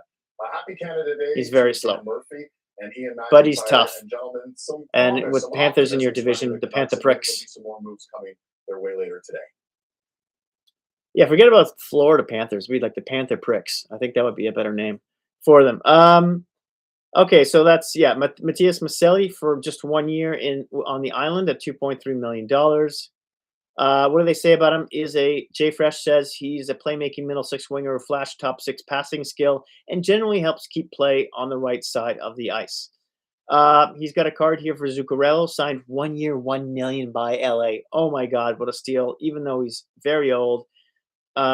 It's plus bonuses, apparently. Is a veteran playmaking winger who's slow as hell, but can still pass the puck very well, especially on the power play. I guess Leafs don't need any more power play. They seem to be good on the power play here. What do we say? Dober hockey. They have Luke Shen playing besides the other Pedersen on defense on the bottom pairing, by the way, for Vancouver. I don't mind that for Vancouver. As long as you place Shen with a guy who can move the puck well and skate fast, I'm not against signing him, which is why I wouldn't have minded him in Toronto, but it doesn't sign me. He didn't sign here. Dober Hockey says they're talking about the Canucks at the moment. I'd say that Jack Roslovic signing kills the Eli Tolvanen idea, but for Toronto, Roslo has a nice goal-scoring track record and upside. Doesn't hit. 3 career playoff goals in 51 games. Offense dried up when Hyman returned, so he's a must-play in top 6 guy, or he'll disappoint. Yeah, I'm liking this less and less. There's got to be a Matthews. There's got to be a Austin Matthews element to this that makes his game better, a lot better, especially if he doesn't hit. Who's going to fetch pucks? If McKenna's playing for Matthews, who's going to go get the puck? Like, that's got to be nice, right? So I don't see Roslovic playing with Matthews. And then the same if he's on the second line. Like, what is Tavares going to go get? I guess Tavares is going to go get the pucks now. He's going to forecheck, and Roslovic's going to play center. To get to where it needs to be. Yes, ASAP Rocky, David, in the building today. Apparently, I've heard a few different numbers, but on Mikheyev, but it says 3.85 million now. It's even lower than the 3.9 written about earlier by somebody else. Money of any NHL team on July 1st, $112 million. Demko, Garland, Besser, etc. That was a bit of a facelift, and this is a bit more tweaking here and there. But what do you make of Vancouver? Because it is a very different looking team with Ryan Johnson running the show, and obviously Manny Malhotra, and now his son Caleb Malhotra is the number 3 overall pick. Well, obviously we know where they are right now, and I agree with what they're saying, and I don't think they're going to be extremely busy today. But I love what they're doing, both with Shen and both with Gallagher. I think when you're in any rebuilding situation, you have a young team. Insulate them with some good older vets. It doesn't matter. So, Sergei at Bears and goal suggests the lineup for the Leafs could be McKenna, Matthews, question mark, Nyes, Tavares, Nylander, which makes some sense. Cowan on the third line, Cowan on the left, question mark in the middle and on the right. And on the fourth line, you got Joshua on the left, Sissons in the middle, which I like, and Lawrence on the right.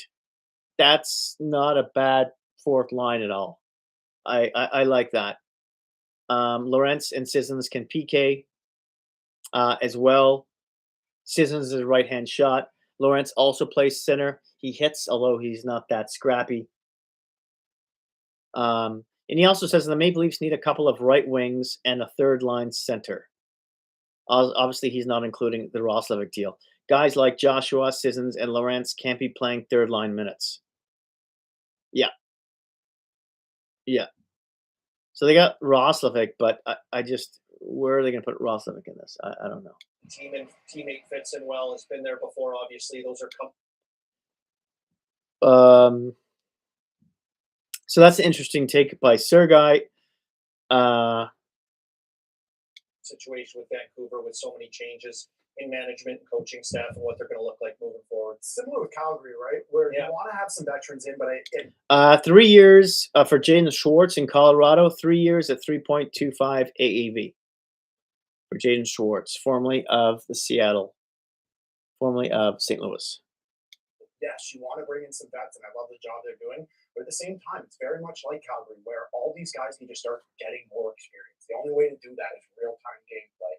Let them go in there. It might not be the most successful season, but at least let them start. This is such BS. These insiders are peddling such crap now. They don't know what the hell is going on. There's a lot of mind games going on. And I'm saying this because of the tweet I'm looking at here by Darren Dreger.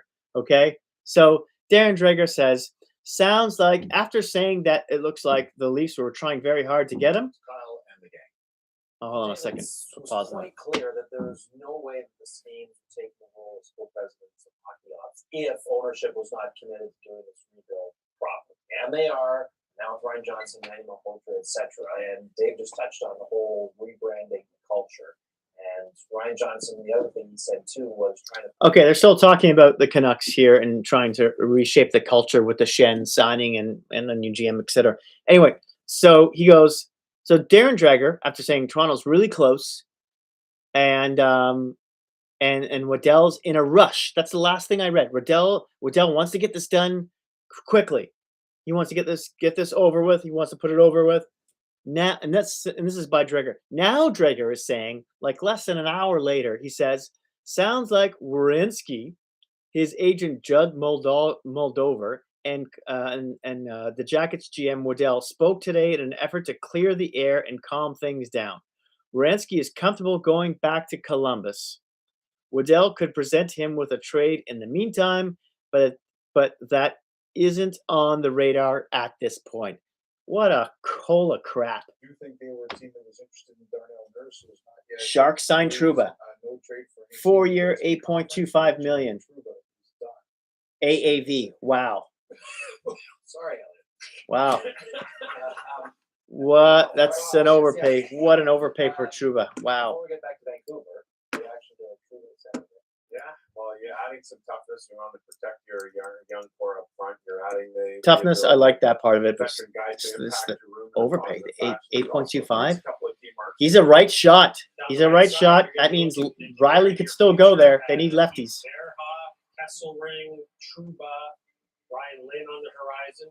Never mind the embarrassment of riches that they have up front, San Jose. So this is going to be San Jose's a problem, guys. This is a thing on the rise.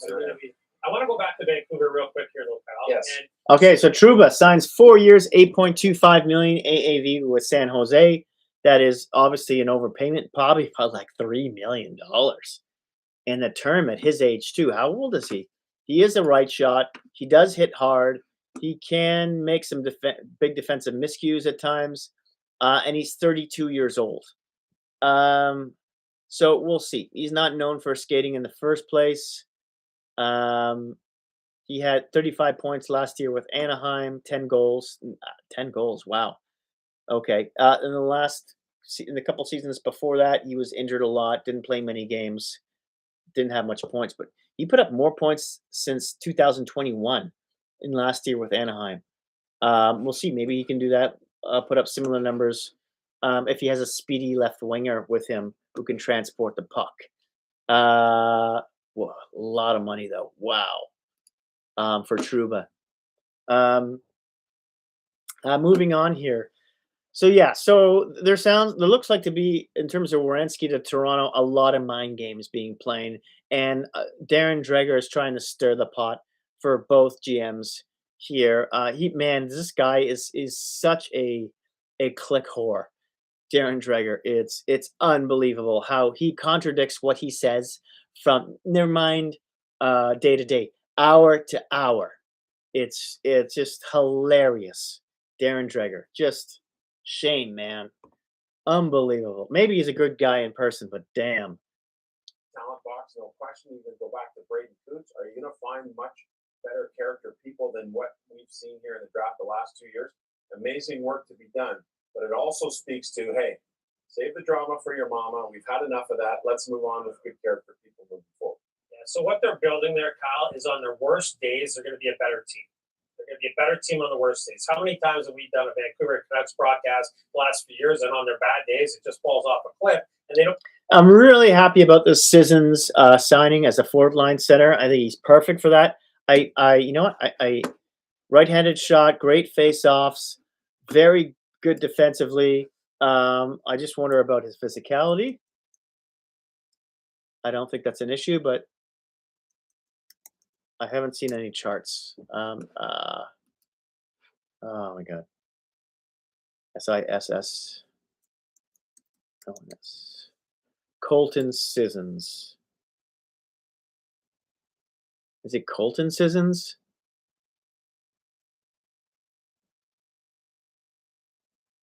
Formerly of the Vegas. Did they get him from Nashville? Sorry, I'm having a brain cramp issues here. Okay, we'll put the Things around. It's been a rocky little run for them, and Canada Day is always an incredible crowd at Rogers Center. Okay, so they're going the commercial here. Okay, so yeah, it's got to be Colton Sissons, right? So he's a center / winger. Really good face-off. He's 32 years old. Yeah, shoots right from British Columbia. 6'1", 200 pounds, thick boy as well. Okay. And yeah, they're officially going to commercial. Okay. Okay, so Sissons, just looking up Sissons, who I haven't seen. Everyone says it's happened, but I don't see an official AAV or anything out there so far.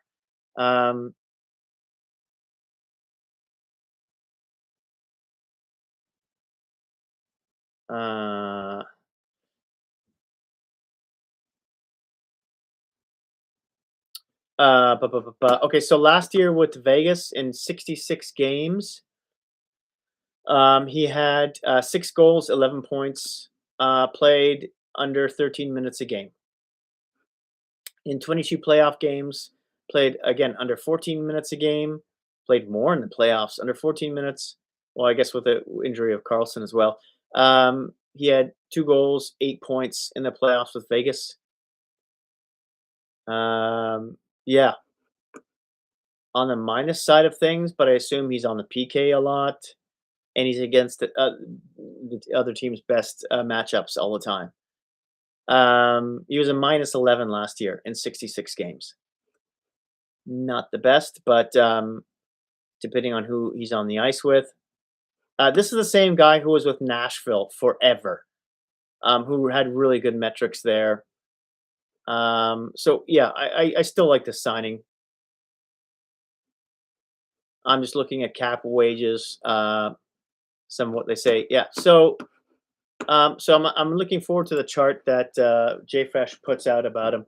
But we've got a chart here for Roslovic at the moment. Thanks for the thumbs up. If you happen to be in there, I would love to see some new subscribers if you're new to the channel. And please hit this button. Jack Roslovic. I'm going to get to the chat. I see something new there just in a second. I'm just going to finish reading this. Jack Roslovic signed 2 times $4 million by Toronto. Is an offensive third line center with slick hands and an efficient shot, but questionable defensive impact. Why would you play him on the third line then if all we hear about is wanting a more defensive bottom six? Why wouldn't unless he's going to play second line center or he's going to play wing with Tavares and Nylander? I don't get that. They're not playing one with Matthews. I don't know.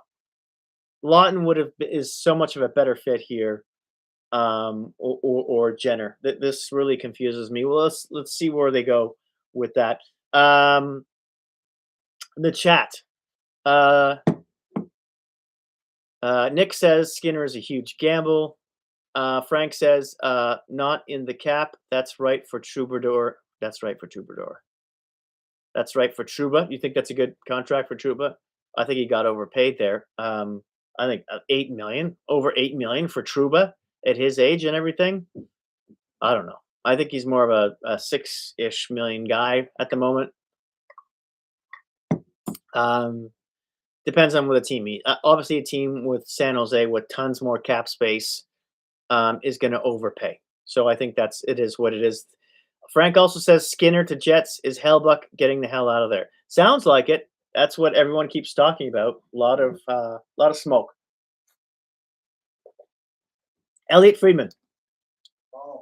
Toronto. I got a couple. Sergei Bobrovsky expected to sign with the Maple Leafs. So looks like it's going to be Sergei Bobrovsky and the Toronto Maple Leafs. It has been heavily discussed, rumored, anticipated, whatever phrase you want to use. It looks like it's happening. That is big news for the Toronto Maple Leafs. A 2-time Vezina winner, a 2-time Stanley Cup winner. As soon as we know the terms, Elliot, of course, will break that. He breaks it all. Wow. Here on Sportsnet. So Sergei Bobrovsky, again, we cannot overstate this. A lot of former Columbus Blue Jackets here. Changed when that number 12 ball went through, right? They went from, okay, we probably need to rebuild to, first overall pick, Gavin McKenna. Let's get Radish over here. Let's get Bobrovsky over here. Let's see what we can dip our foot in. What happens with Hildeby or Stolars? So everything's changed. But let's the Stolars just going LTIR. Move. We don't know the terms. He's 37 years of age. You're maybe not going to. Does Hildeby back up Bobrovsky? For the start of this deal, aren't they? They're doing this for the win now, and I think. Or do they just keep 3 goalies? Possible. Buffalo did it. Good young goaltenders in Dennis Hildeby and Ottawa did it too. People want to see them get more minutes, more ice, more games, and really worried about Hildeby going through waivers at training camp. I think it's going to be really hard for an opposing team to pick up a guy like Hildeby at training camp. You have to get your rosters down to 23. Everybody needs to be healthy, and everybody is healthy at that time. If you have the opportunity to bring in a guy like this, to bring in a 2-time Vezina winner, Stanley Cup champion, AAV is scaring me for Bobrovsky. It's scaring me. Bobrovsky to the Leafs. Wow. We don't know the details yet, though. I don't even know what this deal looks like yet, and it's an absolute no-brainer. Yeah, like what a week and a half or a week it's been for the Leafs, as you mentioned, the Gavin McKenna lottery pick and able to get him number 1 overall. And then this would be an absolute bomb. Like here, I came into today thinking like Werenski rumor was going to be something. Yeah.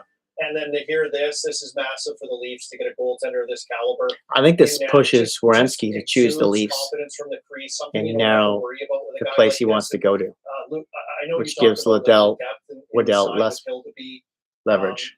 And what can provide with guys coming up. But this is like right now, you get one of the greatest Russian goaltenders. This is them trying to convince Werenski as well to come to Toronto, to only pick Toronto. That's what you're adding to your in-game. That's what you're adding to, the aura of your team as well. Having that guy there, it just brings so much more than quality good play. So that is a bomb from Elliott. That is awesome. First of all, best in the business back there right now. You said the word confidence. That's where my mind leads me with this Leafs team. This isn't your parents' Leafs team. This isn't the most blue collar, as of yet, the most blue collar version of the Leafs you ever see. This is Showtime Leafs. This is Gavin McKenna, William Nylander, Austin Matthews. You have guys that drive the play and play with this electric style, and now adding in a guy like Bobrovsky of that caliber. This is showtime, baby. Like, hockey is back in Toronto. And Dave, you nailed it perfectly when you said the trajectory might not have changed for anybody else in the NHL more than Toronto when that draft ball fell. Towards the end of the God, year please last year, keep it. vibes were as low as they could Please keep it under possibly 6 been million, Toronto. in this city and in this Please organization. keep And it I under think over 6 the course million. of the past I don't care about the 2 months, term. the whole I vision think has he'll changed. just go on The outlook of what this LTIR. team looks like has changed dramatically. And Just I'm keep here it for under it. 6 We're here million. for it. So that's a big deal again for the Toronto Maple Leafs. Keep We it still under wait 6 for some million. other chips to fall for many teams. Devin Levi, I understand, is signed with the Oilers. I just want to confirm that. Is it the Oilers? Traded. I got a feeling it's For a going to be third anywhere rounder. between Been traded to 5.5 Edmonton and for a third I like rounder. that. He was supposed to be the and goalie of the 7 future for the Buffalo Sabres. 7.5 He could be the goalie of for the Bob, future now for the Edmonton depending on the Oilers. So, term. one goalie. Bobrovsky is 3 times 7. 3 times 7. So 7 years, 3 million. No, I'm just kidding. It's 3 years, 7 million. Remember, he's 37 years of age, so you get a shorter term and a higher. 3 times 7. Remember, that's not necessarily a bad thing for the Leafs because for the first time in many years, they're not More than I was wanting to pay, but the term is really good. Only 3 years. So you have a 3-year deal for Sergei Bobrovsky, $7 million per. You like the terms, Colby? Yeah, I like it. I wonder elsewhere what he could have got, and how he would look at a potential team where he's obviously going to make a difference. Like he's obviously going to be a guy that can. Awful year last year, but if there's any guy who can rebound, it's this guy. I know he's old, but Belfour was his age. I know you heard that mentioned a few times in the last couple of days. But this is a perfect setup, and hey, boys, See you next He's year. going to mentor Archambault. I remember it was a championship situation for Bobrovsky. With Stars. Wow. It was a championship. Boom. But there he is, the 2 Russians as well. Championship Young season mentor. Archambault. That's right. AHL Calder Cup champ. Archambault, yes. So Backs that's up something. that All right. So that's the biggest name off the board in the last little while. Sergei Bobrovsky. We're what, 2 hours and a little bit of change into the signing season. Wow. There's still lots of available forwards out there. Biggest drop so far. Unbelievable. Bobrovsky to the Leafs. 3 years at $7 million. Holy cow.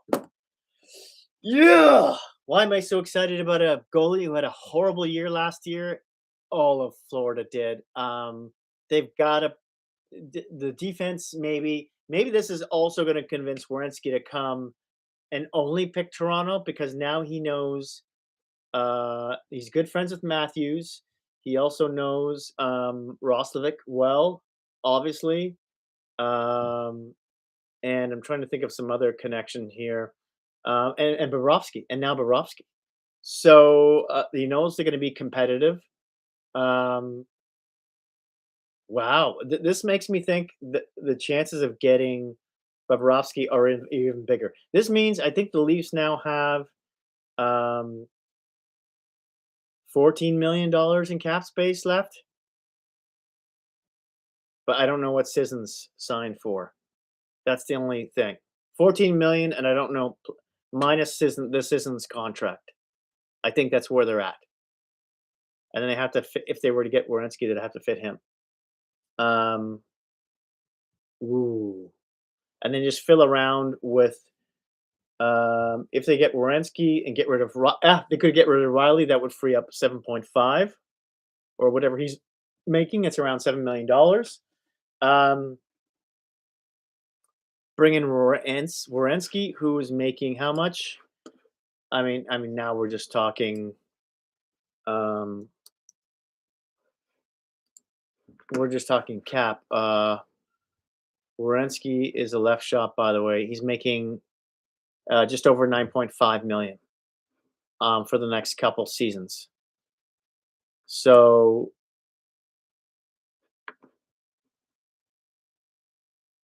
yeah. So that's 14 million minus Werenski, but they would still trade Riley. Minus Sissons, 14 million minus Sissons contract. Plus whatever cap space, plus the cap space they would get back for trading Morgan Riley. Which makes me wonder now with Bobrovsky there is, are they going to, what are they going to do with the goalies, right? They're definitely keeping Arthur Archambault, I'll call him Double A because I can't pronounce his last name. The Russian who's in net for Leafs and the Marlies who just won the Calder Cup. So they got Hildeby and Stolars. I keep Akhmeov in the minors because you can for at least another year. I'd carry 3 goaltenders if they had to, unless they either trade Stolars to a team desperate for a goaltender, like I don't know the Oilers. But the money would have to fit. I'm not sure if the money would work for the Oilers. They waive Stolars and he just can't play anymore, and he goes on LTR, and that he just disappears to Robidas Island. And the dome is open. So that's a possibility because he's making what? He's making just over 4 million a year, or is it 4 years just under 3 million, or is it 4 years just under 4 million? Excuse me, I'm tripping up on my. Well, my mouth is going.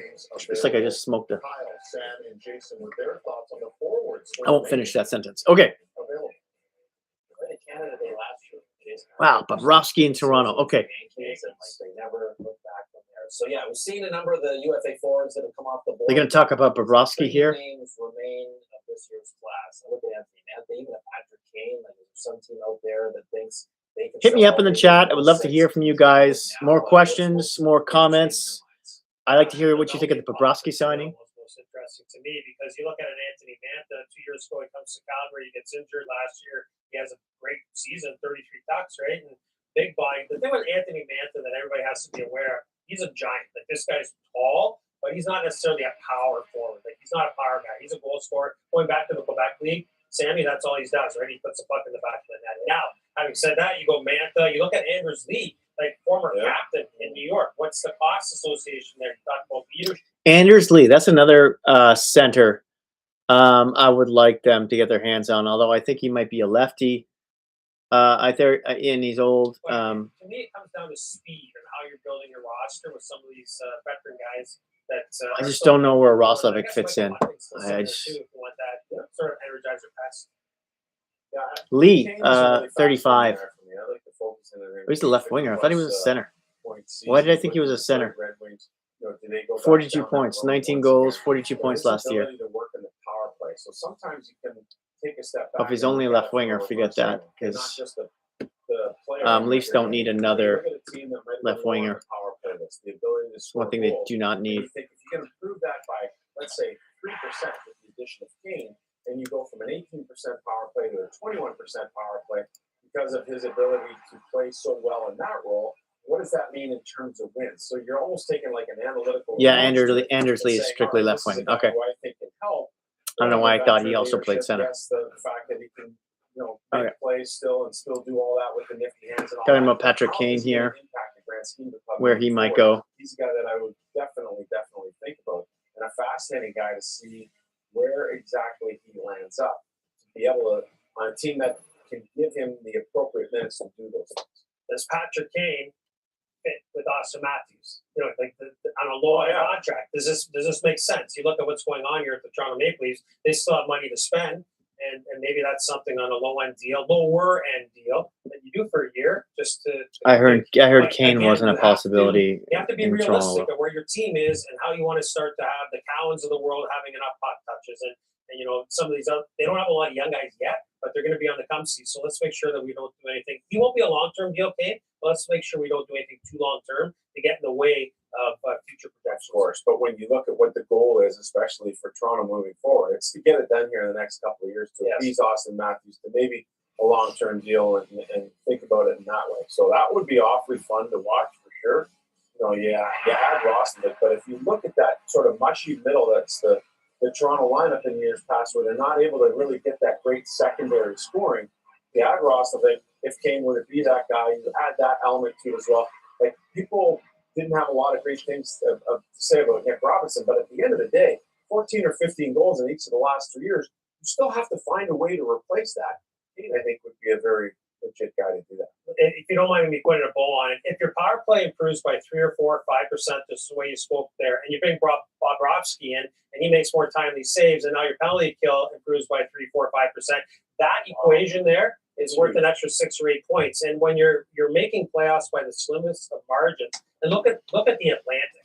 The Atlantic is locked and loaded. Yeah. So right now, realistically, I'm looking at the Toronto Maple Leafs. We could be a wild card team. Would we agree with that? Probably a wild card more than a top 3 in the Atlantic. I would say that's probably fair. How do you do that? You better Oh, win on the trying to stretch the legs here. by adding players like this. Oh, And sorry. Oh, he's not coming here just not to be a playoff goaltender. Certainly, stretches. I work with him in Florida. This guy is ultra competitive. He's like the Dominic Hasek of the old school, where he's got to stop so many pucks in practice. Blues signed Ross Johnson, 3-year deal. Every day. He wants the net. Load management will be a little bit of a strategy, I would say. But, I needed to get the fan going here. I'm starting I to always found it was Alex Lyons said it sweat. with Bobrovsky. He was always for a guy that's been around as long as he's been, for doing it at a high level. Sure, you wanted to hear that. A guy that was stuck in his way, that there was only one way to do it. He was constantly evolving. Talking about Bobrovsky. Do it. So whether it's Archambault or whoever he gets to spend time around there, that's a pretty cool thing to learn. Okay. Absolutely. So that's a big signing today. Sergei Bobrovsky. What about on the blue line? A couple of big names of ink. Alexiak is out there. Available. So is Peak. On the end of signing season here on Sportsnet. Logan Stanley, Ferraro, Carlson. Okay. So Williston Relander comments that I like. He's a well-known Leaf Twitter commentator. I like Colton Sissons, good defensive center and strong in the face-off circle. Better offensively than some other pure defensive 4C options. Could also slide up to the third line in a punch like he did for Vegas in the playoffs. Good point. Yeah, I really like that. Again, we still don't know the number on Sissons. We now we know the number on Bobrovsky, but interesting stuff happening here.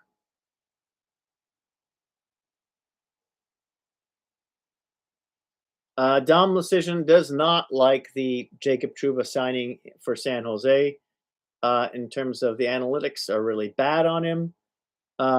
So yeah, just goes to say I still think he has a lot of worth.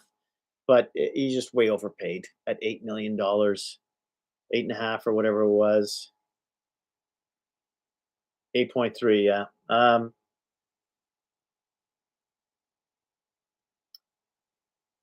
What else we got here? Can we find?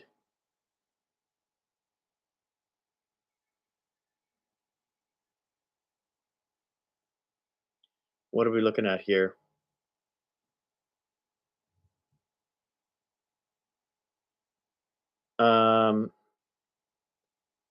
So yeah, latest news. Okay.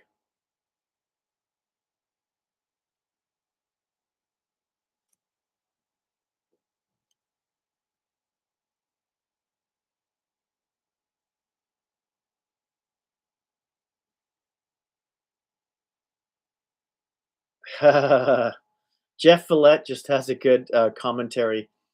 He's watching TSN and he says, happy that Craig Berube is doing stuff with his time right now.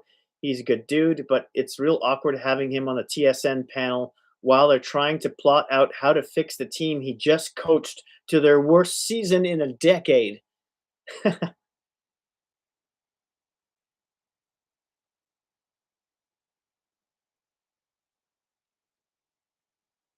Paul Cotter, by the way, signed from formerly New Jersey, signed a 1-year, $2.15 million AAV there.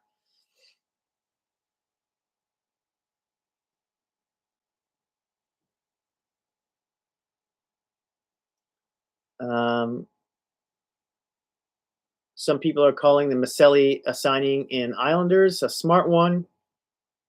It's only 1 year and it's a decent AAV. I think it's 2 point something. So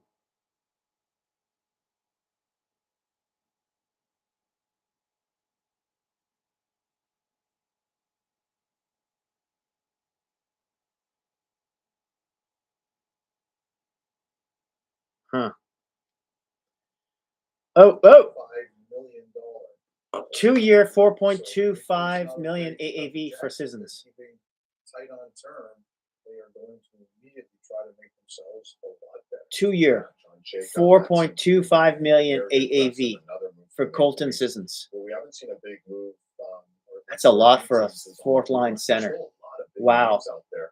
that's what we're going to delve into, guys. So that's less than $10 million that they have. This blue line, I think. the blue line are still available. If they So don't name that move pops out, you go, I can't Riley. believe this guy's an ink deal yet. Well, Carlson is the guy, right? Like he's the guy who went to Carolina. Huh. You're wondering, like, is he going to fit in there? Does he want to play man on man and chase guys around? And so we see him come to free agency. I thought Trouba, that's a big pickup for San Jose to get him if there's one name off the board.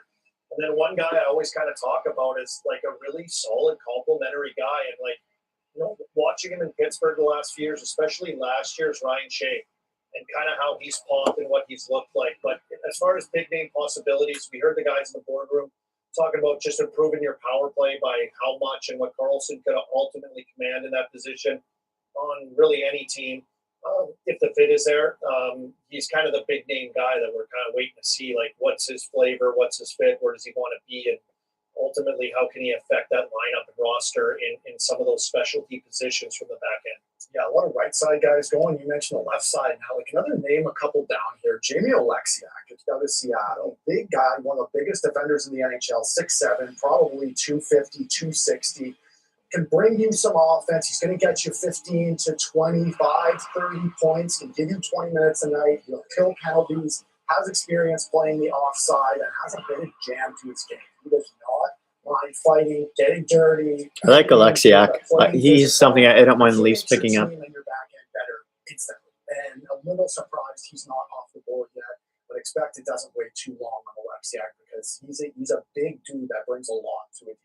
And Logan Stanley's another big dude. Mario Ferraro's another guy. And again, Mario Ferraro just 27 years of age. So when you look at all these other statements, the John Klingbergs and these guys in their mid-30s, 27-year-old Mario Ferraro could be a really solid addition. Pretty kind of, So, no question. He's done it for years in San Jose.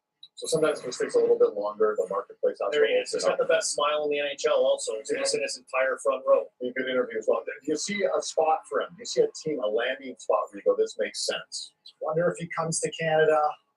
Obviously, Toronto doing all they can, but played a ton of hard minutes over the last couple of years in San Jose. I know he was getting clowned a little bit. That's what they say these days with the plus minus because he was on for a couple of the last years, but character guy, one of the most interesting guys in the NHL. Instantly improves your locker room. I keep thinking Toronto. I keep thinking the smoke in Toronto. They're busy as heck right now. Yeah. Ferraro, he's a left shot. Complimentary guy, likes to do the hard things. Good teammate. You talked about his personality. You got on the left. I chatted with him. One of the better interviews OEL, I've had at NHL Media Day as McCabe. well. And so you know you're getting that when he fits. So some of those Riley. attributes that you're looking for, if he can fit in on a team, you know when And you're gonna get out. Andre, He's the a new 100% guy they got from Like, Philly. He gives everything he has and does a lot of the hard things. So a really good complimentary guy. I'd like to see him land somewhere where he fits and can find success. You guys surprised the defending champs have been kind of quiet, Carolina, or is that not really? They No. kind of do their business quiet. I think I wouldn't mind him signing with Ferraro, but I think they need more of a righty, especially if they go after Werenski. If they don't get Werenski, then I think never gone out and signed a massive guy. To a big Ferraro's deal not a like bad that. pickup at Even all. with Hellebuck and the goaltenders, like I think analytics stay away from big goalie signings like that. I think they're okay and prepared to go into next year with Kochetkov and Bussy in that. And like at the end of the day, they just won the cup and they have the exact same team returning. Yeah. Like I don't think they have to do Well, anything. if Tulski's anything like he is at the draft, he's really taken his time. He took his time making all his picks at the draft, and they'll take their time with this as well and finding the right things. Look, they tried for some homers and tried to get some guys. I think back to Gensel and Rantanen and what they've been able to do there. They found the recipe, and they'll be obviously very strategic about what they add to that championship group. Lots of big names available. Again, Jays coming up at the bottom of the hour. Jays and Mets, great Canada Day tradition at the Rogers Center. And a lot of still available players. We're going to dig in. Okay, I think they're going to commercial here. Going back to the Eetu Luostarinen signing in Florida, 8 years at $5 million AAV for him.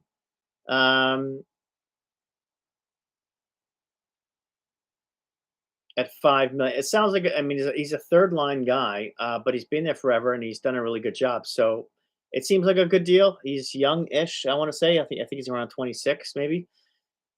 What else we got?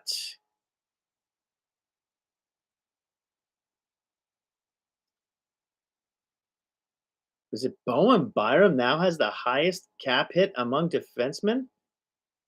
That's disgusting. That is disgusting. Chicago, what are you doing? Just okay. Connor Clifton signs 2 years, 2.3 million AAV by Boston. Is a third pairing defenseman who's been there for a while, has he not? By Rono puts out a stat card on Maselli signing with the Islanders at 2.25 million, which is decent. Definitely one of the best signings today, if not the best one. Great job by Darsh here. A lot of people seem to. It's only 1 year, and it's less than $3 million, and the guy can play in your top 9, right? So, yeah, the Leafs just had too many of those small guys.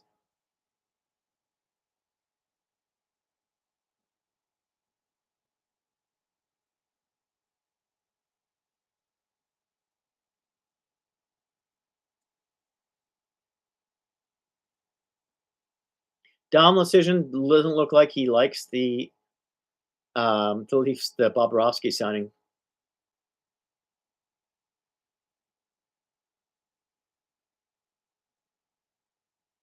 Looks like Mason Marchment went to the San Jose Sharks. That's where his father used to play, and he had a long time home on and off the ice. So that was part of the reason why he went there. Let's see what Jay Fresh says about the Trouba signing, because there's been some debate in the chat here. Beep beep beep beep beep beep. It says 4 times 8.3 by San Jose is a physical minute munching defenseman who plays a very aggressive game, leading to lots of big hits, but lots of big mistakes, as well as I'm looking at Frank, as well as when he gets caught chasing, has lost a step skating, jumps in the rush, and shoots the puck. So yeah, that's a $6 million player to me. 6.5 maybe max. Huge overpayment. Anyway, he also fights from time to time, so San Jose needed to pay extra, maybe to help to get some veterans to help defend some of the youngins. Nashville signs Alex Kerfoot for 2 years at $3.95 million per. How about some final thoughts from Kyle, Sam, and Jason here on signing season, gentlemen?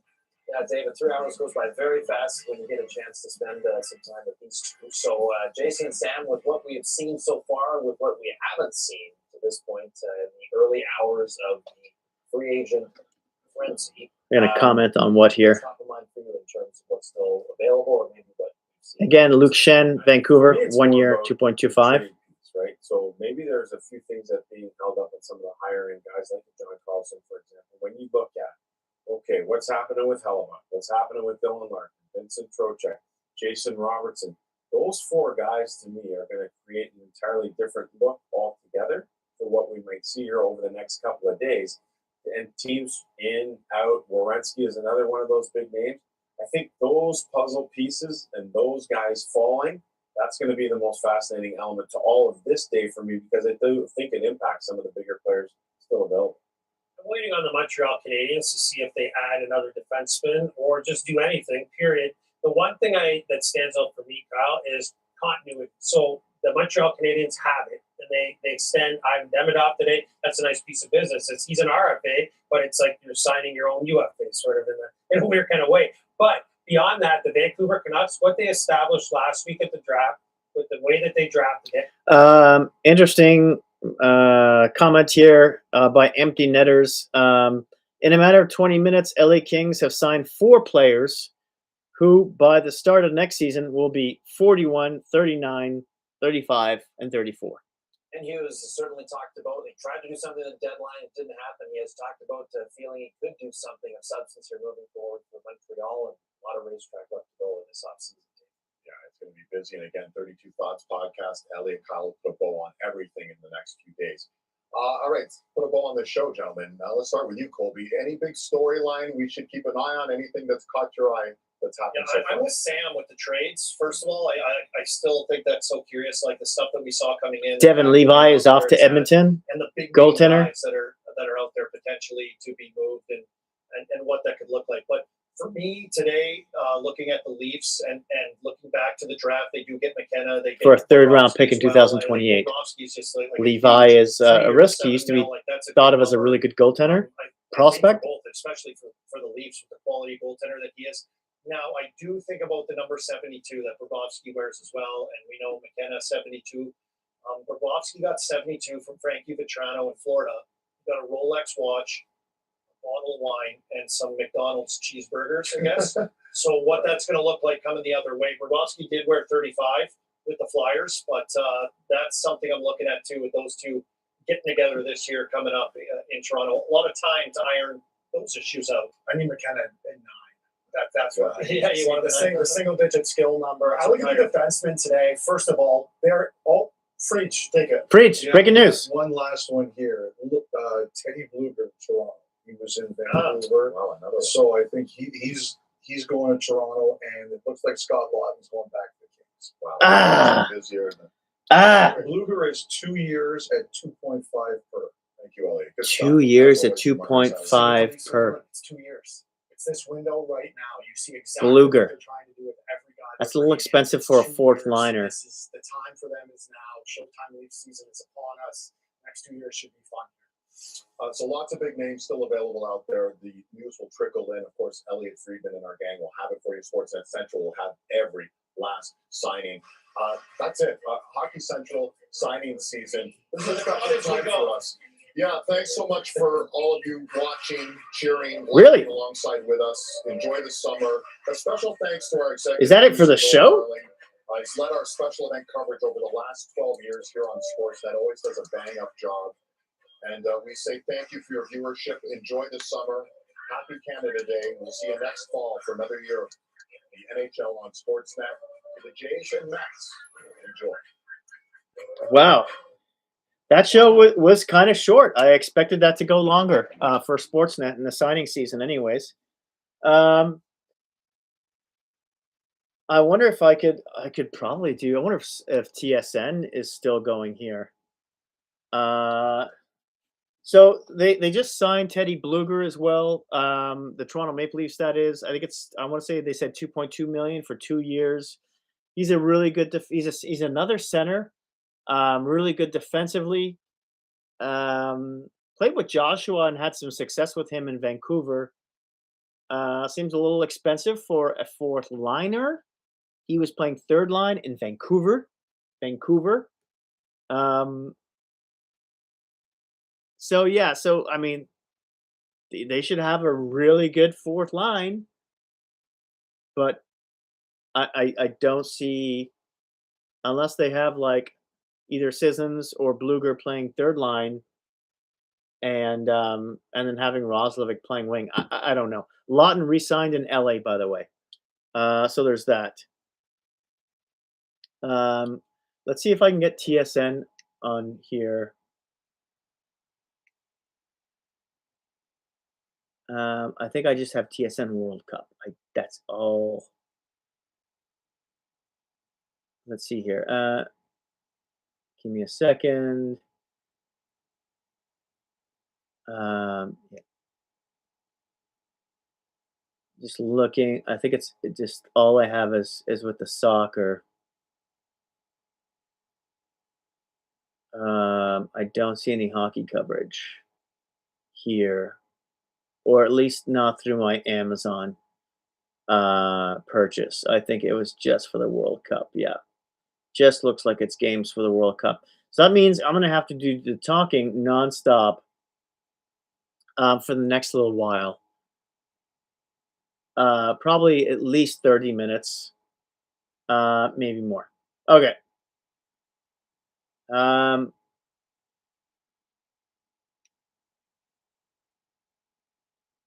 Let's see what happens here. Okay, so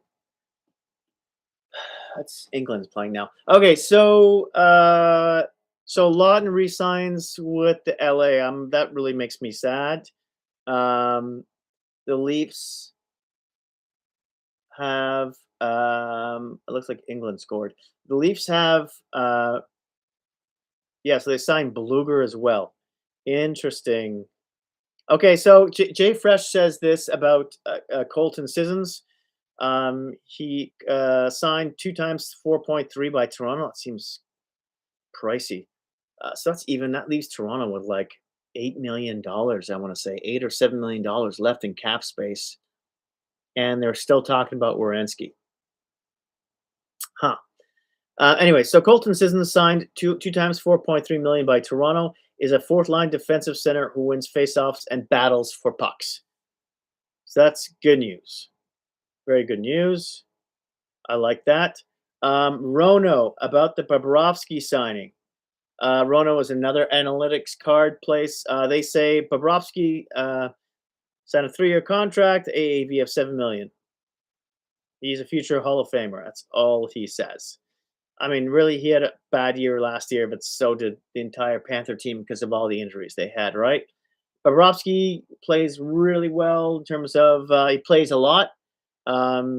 He's very tedious in the way he trains and stuff like that. So, and goalies have been known to be good at that age as well. I think Ed Belfour wasn't that good in Dallas the year before he came to Toronto, and then at the same age, I want to say, and then was really good for Toronto. So, I think it'll be good. Again, yeah, it's pricey. It's like $1 million, at least $1.5 million more than I wanted the Leafs to spend on him. But the term isn't bad at 3 years. The third year is going to be Rubidas Island. I think we all know that by then, most likely. Here we go. Moving on for a second here. AFB Analytics. I'm already following them. Okay, they have a card here for Teddy Bluger. What do they say? 2 years at 2.5 million, which you've mentioned already, is perfectly fine. Very similar player to the recently signed Colton Sissons, though. So that makes me wonder where they're going to play Joshua. Is that a line of Bluger, Lawrence? Because Bluger can play center too. Bluger or Lawrence and Sissons. And then Joshua plays with Roslovic and Cowan. I don't know. I still don't mind the Bluger signing if he's playing on the fourth line. Same with the Sissons, although both those contracts are a little high.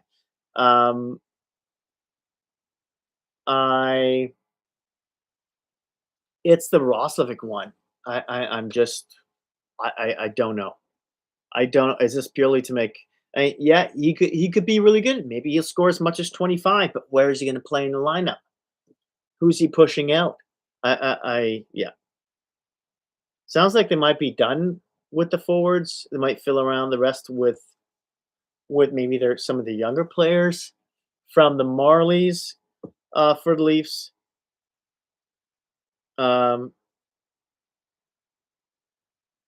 Hey, Steve Simmons likes the Bob signing.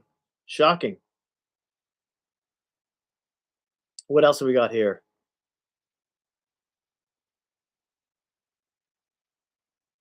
Possibility, they're talking about Jason Robertson signing an arbitration contract for 1 year. Ryan Lomberg got 2 times 1.3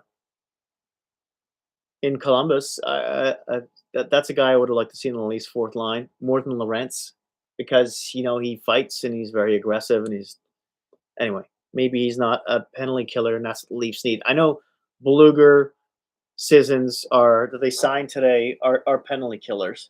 So let's look up. Excuse me for the yawn. Let's look up. Um,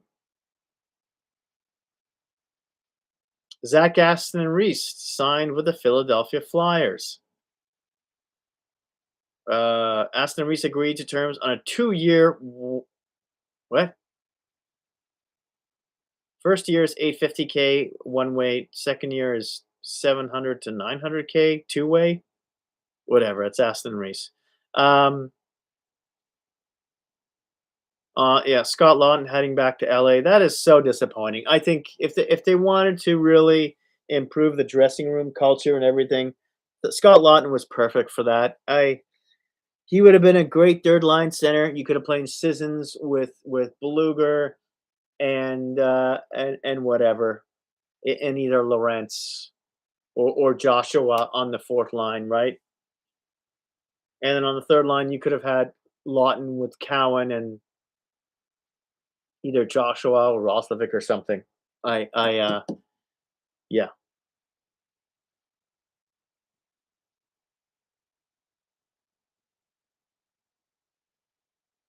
Okay, so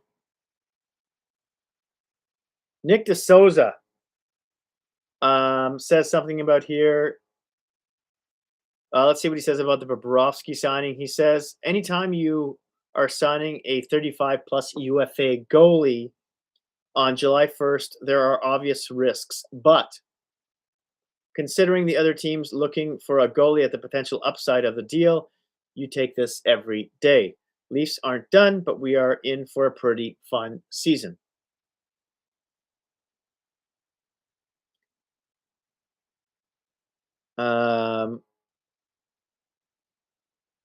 What else we got here?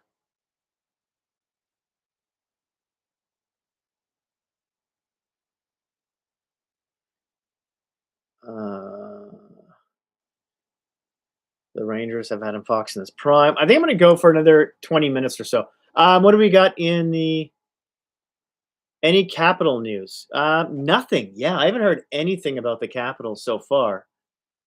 The closest thing I've heard to the Capitals is Trevor Van Riemsdyk going to Pittsburgh, which isn't Capitals news. But sorry, no, I have not heard any Capitals news yet.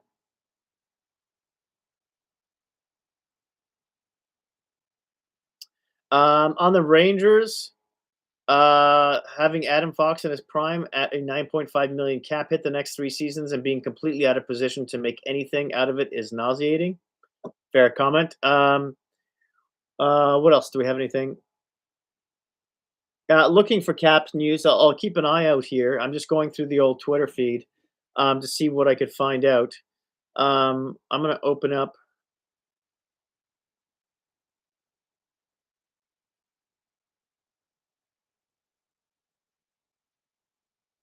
What else we got here? I'm going to open up Sportsnet, see where we are. Okay. Trades and signings. Okay, so nothing new at the Sportsnet app, but it's Twitter's all the rage here. Okay, so Williston Relander. No, I did not stutter. I'm the biggest fan of Josh Roslovic. I'm not the biggest fan, excuse me, of Jack Roslovic.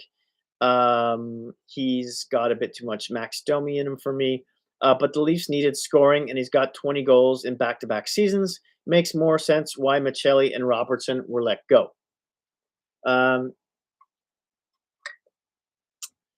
But Robertson could have scored 20 goals. I don't know. I don't know. Which one do you rather have? If you had to pick between those 3, I guess. But still don't know about that one.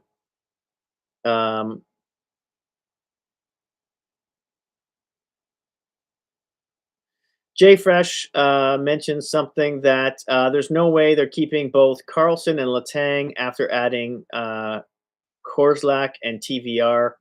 Talking about Pittsburgh, obviously. Carlson must be moving in a trade that involves a left defenseman. That's from Pittsburgh.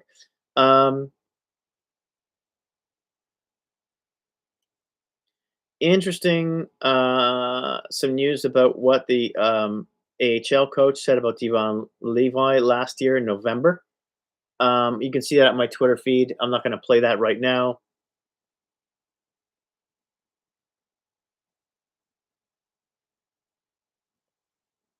Here we go.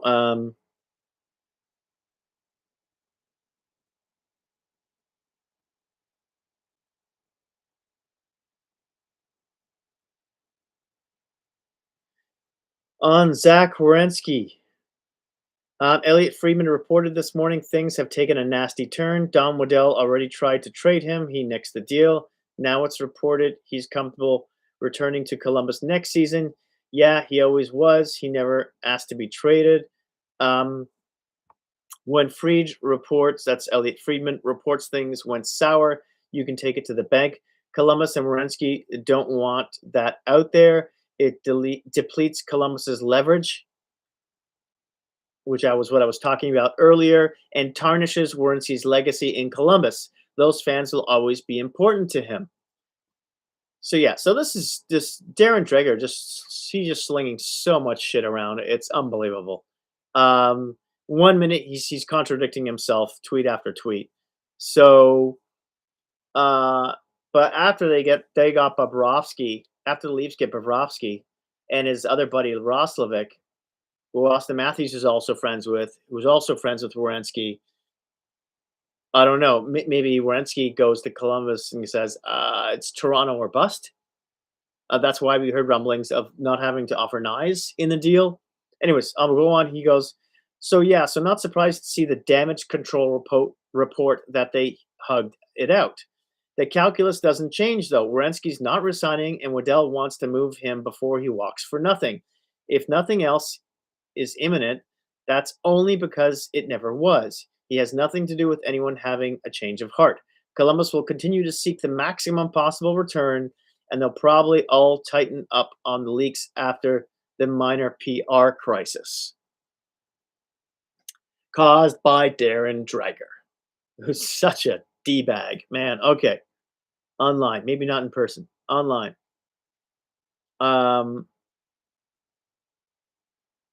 Okay, so Jeff Follett says about Bobrovsky signing 3 years at $7 million per year for Bobrovsky to Toronto. Not as bad as rumored. Still a boom bust risk, but closer to goalie Patrick Marleau than if this happens, it might be the worst contract in history.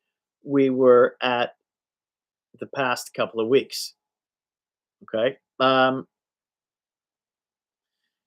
Jay Fresh on Ross Johnston in St. Louis. Ross Johnston is signed 3 times $2 million by St. Louis, is an enforcer. And that's it. That's all that was about. Okay, Rono from Analytics Cards says not much. $2.5 million for Teddy Bluger times 2 with the Toronto Maple Leafs. I can't read a lot of these damn analytic cards.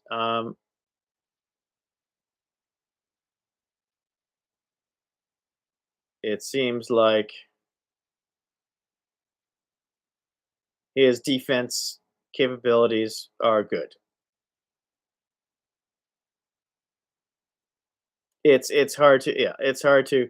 Rono's cards are a little more difficult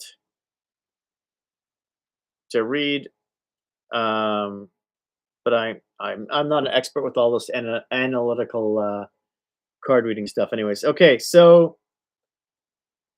what are we reading from Leaf Latest about signing Bobrovsky? Nothing we don't know already.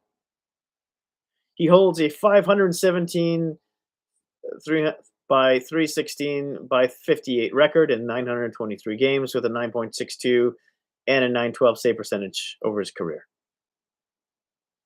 So nothing we don't know. Colton Sissons.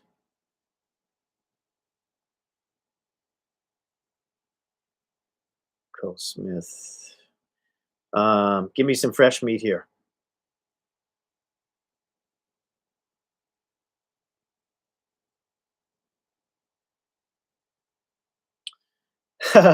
Adam Weil jokes that about the Alex Kerfoot 2 years at 3.5 million per to Nashville. He says Leafs were paying him this 10 years ago.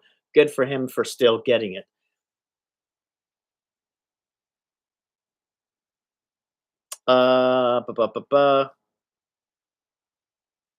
Okay, so Ryan Ma, who's thought of as a really good analytics guy out there. I think he used to work with the Leafs at one point. Oh boy, sorry. I had to stretch. Oh wow. Okay.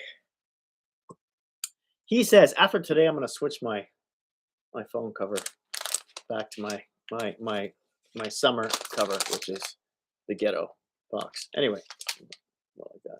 More like this. There we go. I had one of these when I was young.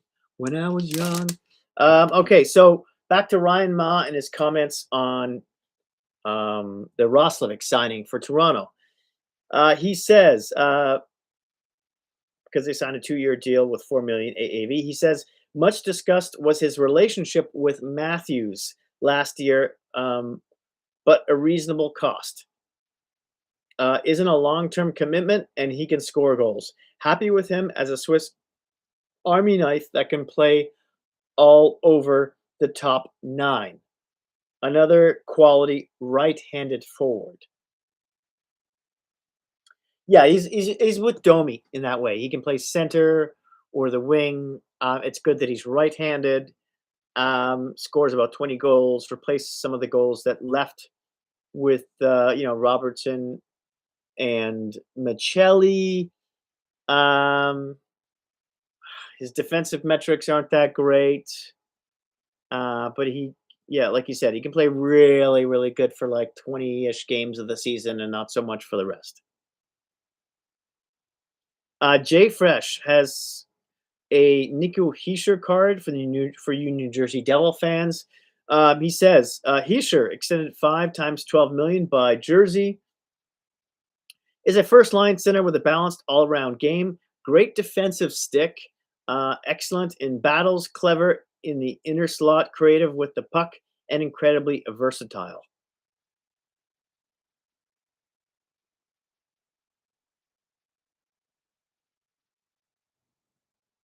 Okay, David Pagnotta says about Toronto. They currently have 5.68 million in cap space as they continue to navigate the trade free agent markets. With Riley still being discussed, as the guys mentioned on air a few minutes ago, could the Ducks or Sharks still be a fit? Ducks, I didn't know the Ducks were in on this. They lost a lot of players, huh? They lost Trouba, they lost Gudas. Trying to think, they lost Colton.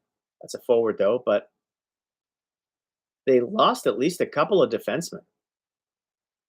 So yeah, so I could see both the Ducks and Sharks looking for some quality veteran guys on the back end. So that's good for Toronto. They've got at least 2 teams now that seem to be interested in Riley. It's who can they pay, who can they unload the contract to? Maybe get a high draft pick for him. He's a decent player. It's just that his cap hit at $7 million, right? If they don't want to retain, that means maybe they'll get a 5th round pick for him. We'll see. I'll be happy with a 4th if they're not retaining any money. So yeah. Some news here. Puck Marks, another analytical company, says about the Leafs get one of the best playoff goalies in recent memory in Bobrovsky. The challenge now is actually getting into the playoffs and hoping age hasn't destroyed him just yet. I think that's everyone's sentiments, really.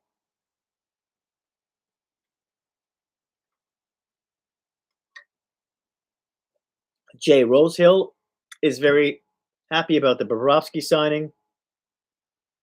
That's what I said. 3 years, I can handle 3 years. That's not bad term. Yeah, he's overpaid by like a million and a half probably for what he is at this point. But for only 3 years, he's probably going to disappear in the third year, right? Um, into LTIR, or maybe just retire. I don't know. Um, but this is I see this as a lower risk. I mean, lower risk because of the term. Um, but we'll see. I mean, we've heard the Leafs have around 6 million left. If they're going to fit Werenski, they really need to move Riley, right? Maybe Werenski has said now that Bobrovsky's gone to Toronto, he's like, I'll only go to Toronto, and Toronto's like, well, we kind of don't have enough cap space until we move Riley, so maybe it's all about Toronto moving Riley first, trying to create more of a market for him, um, and then moving him to, for instance, either San Jose or Anaheim. And then once that deal is done, then Warranty comes on board in terms of shuffling the money around now.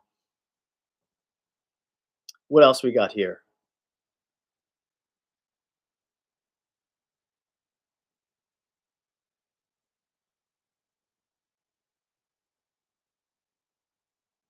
Um,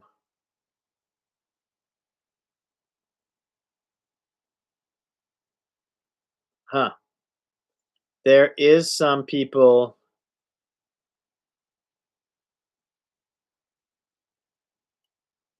who think that when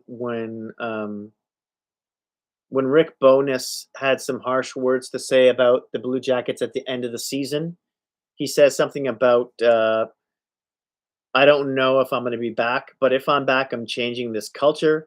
These guys, they don't care. Losing is not important enough to them. Werenski was one of the players, if you remember, who really hit back on that, and who reacted to what Bonus said right away, not agreeing with it. This particular person, who was just a random Twitter person from Montreal, who likes Buffalo and the Blue Jays, who's a little bit all over the place. Anyways, they think he was right. The coach, that is. Yes, Drew Livingston said these free agent prices are insane. Bowen Byram by far is the most egregious.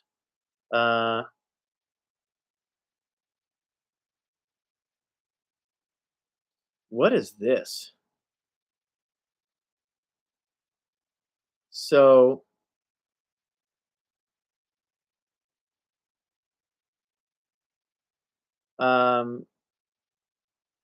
so James F., who is a Columbus Blue Jackets fan from Columbus, whose title says "I hate my hockey team," says, Patrick Laine, you were 100% right about Werenski all along. Interesting. I know it's just a fan saying that, but we're wondering about the locker room stuff. These guys would have more of a pulse on it.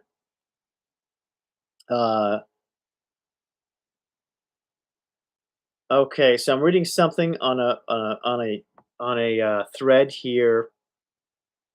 I forget what it's not Reddit, but anyways, it says after the Olympic gold, Zach Werenski abandoned his pregnant wife to go on a week-long bender filled with cocaine and heavy liquor and returned to Columbus with the flu.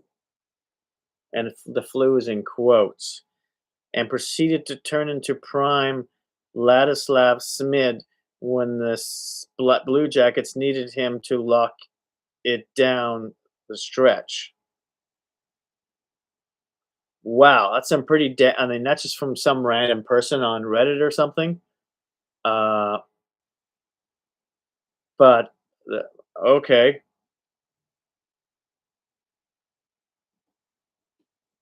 What else we got here? Ooh, 10 years he gave to the Blue Jackets, talking about Werenski. I get the fans aren't happy at the prospect of Werenski leaving, but they act as though he was drafted and then demanded a trade the next day. It's a lot like the insistent whining by Wings fans regarding Larkin. Get over it. It's pro sports.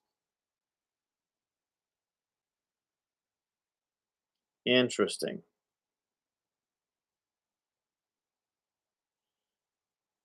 Some people are saying he's a huge part of the culture problem in Columbus. You listen to him talk and you can hear why. He's literally running from the captaincy. He will never get a cup unless he's 38 playing on the last D pair. Okay. A lot of people in Columbus seem like they're turning on him. But some people are saying, Columbus has had a decade to build around Zach and done nothing. Why is he the villain here? Wow. A lot of vitriol from Columbus fans.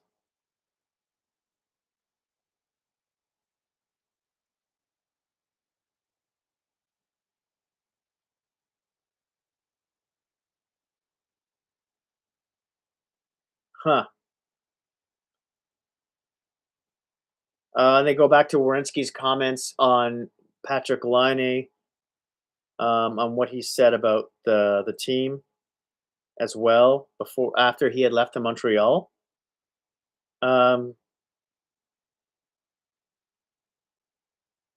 Interesting. Okay. So, it gets deeper here, the Werenski stuff. So, Patrick Laine, after he was traded to Montreal, said something on the lines of, the Blue Jackets were giving up during his time in Columbus. And Zach Werenski said in reply to that, after being interviewed, and to comment on it, he said, for him to come here and say that, that's bullshit. That's exactly what he said in the video. And some guy says, never wrong, just early. And that's Patrick Laine. Anyway, yes, a lot of people seem to be turning on the dude online. So I wonder, yikes. So it looks like a lot of Blue Jacket fans are turning on Werenski right now. If you go, and I mean, I know this is a Twitter universe, but they usually have the pulse on things, even though it's a negative slant, right? So, and there was some from the opposite spectrum, like, hey, he's been there this long. Columbus has never done anything. I don't blame the guy. And then you can compare it to Larkin wanting out of Detroit, his hometown, where he just signed like an $8 million extension like 2 years earlier, whatever it is. Because all these guys went to the Olympics together and they wanted to get out and make a super team or something. Hence, Kachuk, and Gudis and everyone else in the world signing with Florida. So maybe this is a part of what they were talking about, calming things down, and how Waddell may be in a bad spot here in terms of what he could get back in a trade. With Werenski possibly narrowing where he's going to go. And hence what Columbus could receive back for him because he's his hands are a bit tied in that fashion. And if the fans are starting to turn on Werenski right now online, which is why Waddell reacted the way he did recently, just trying to calm things down, saying Werenski was still happy to stay a Blue Jacket, blah, blah, blah, which is usually just a bunch of, BS. They're just trying to walk back their thing. It's like the Leafs doing with Morgan Rielly, right? They say, yo, you know what? We'll be happy to keep Morgan Rielly with the club. He's a really good guy. And all of that's true to a certain extent. But that's the Leafs just trying to get a better price from Morgan Rielly, trying to tell other teams, oh no, we're not in a rush to get rid of him. We'll keep him on our team for next year. Blah blah blah blah blah. That's him trying to drive the price up, or him not liking what he's been offered for Morgan Rielly so far, right? So It's just posturing. That's all it is. And it sounds like Columbus. It sounds like both Waddell and Werenski's side are doing that right now, and the fans are really turning on Werenski because of it. That sounds like more than not. Um,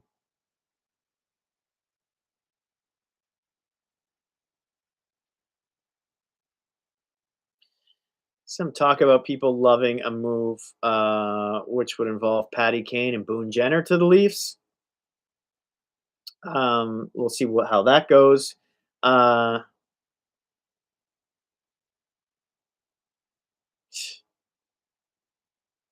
Philly signed Zach Aston Reese. Whoop de doo.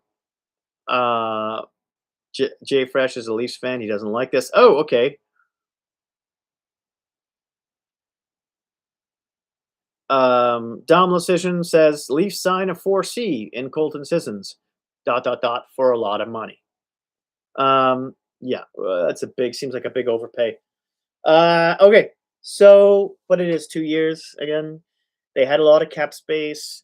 Okay, so the Teddy Bluger J Fresh card. It's here.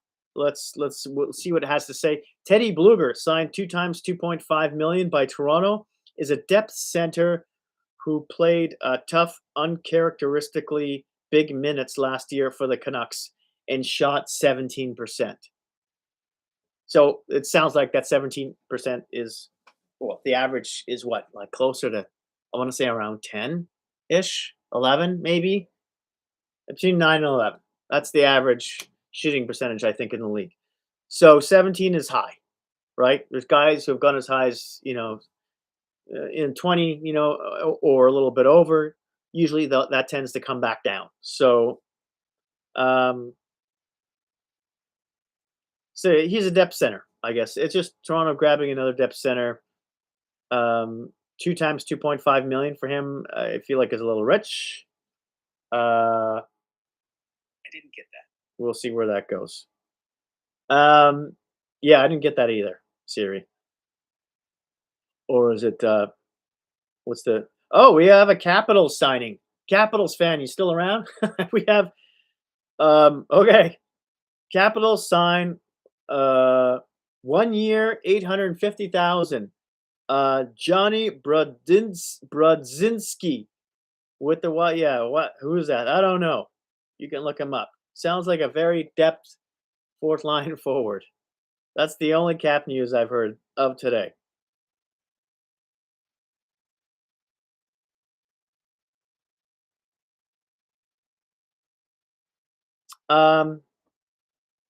Justin Bourne of Real Kipper and Bourne show. Also, another analyst says Duhaime is fast and hits everything that moves and has some snarl. At the very least, enjoyable bottom six winger for the Leafs. Maybe makes others expendable. He's speaking like it's a done deal. Did I miss this?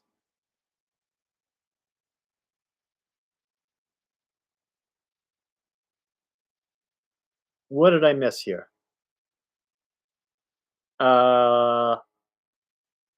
Is this a done signing?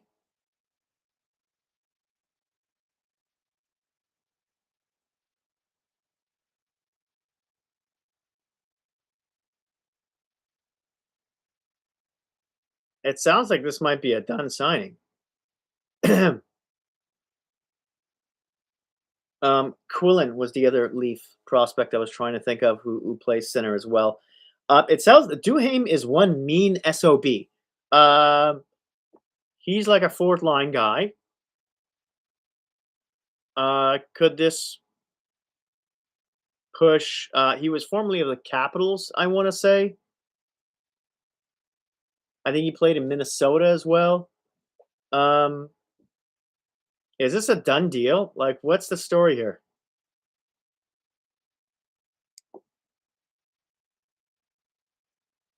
Kipper and Bourne are talking about the Bobrovsky deal. It's on video, though.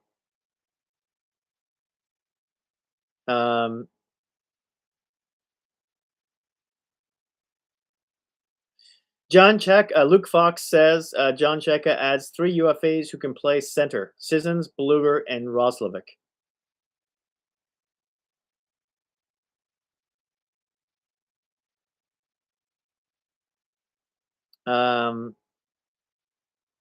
Steve Simmons actually likes a couple of these moves. He says Leafs traded Joseph Wall and Brandon Carlo. That money just bought them Bobrovsky. That's terrific asset management.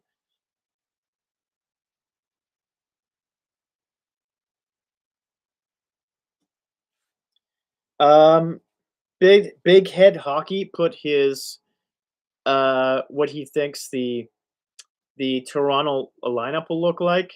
So I'll read it out to you quickly. The projected lines, starting from left wing to right wing.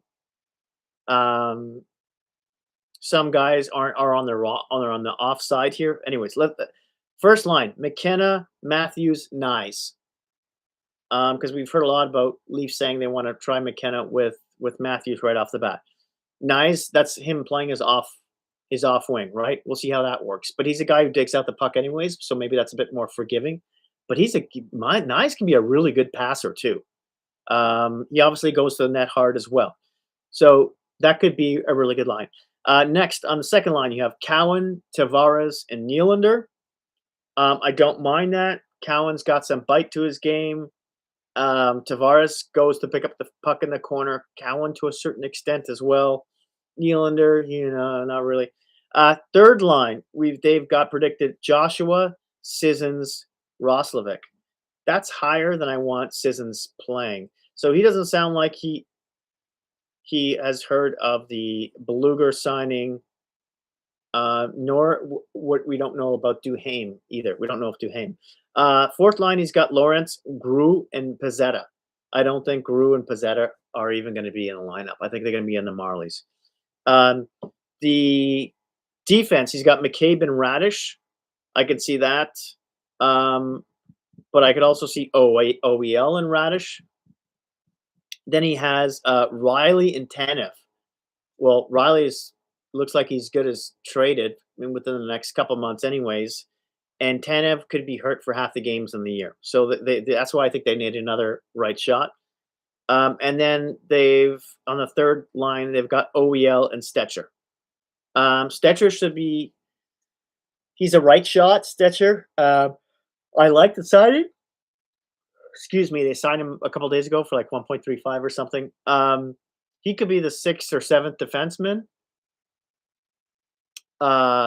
So yeah, I think Riley's going to be gone off of this, and I think Stetcher could be bumped down to a 7th defenseman. And there's also Andre, right, who they picked up from Philly, who's not even on here, who's a lefty.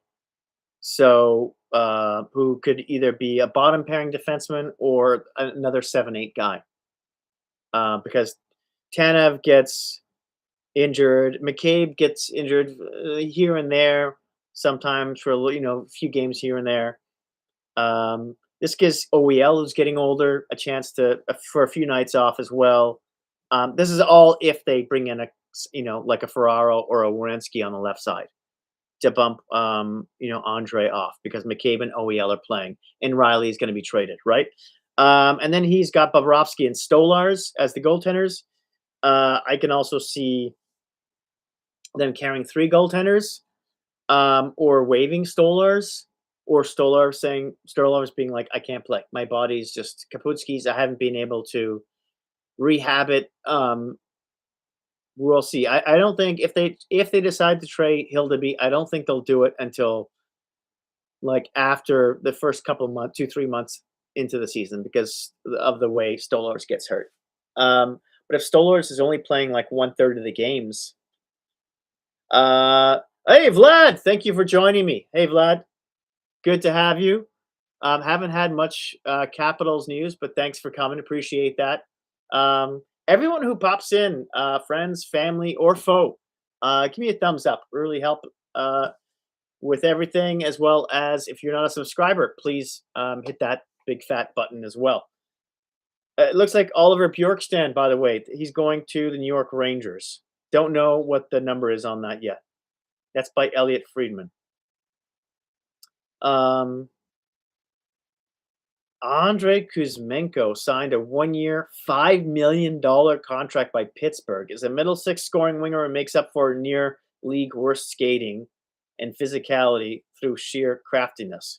Great hands in tight and efficient finishing. A career 20% shooter. Wow. Kuzmenko, wasn't he with the Oilers once?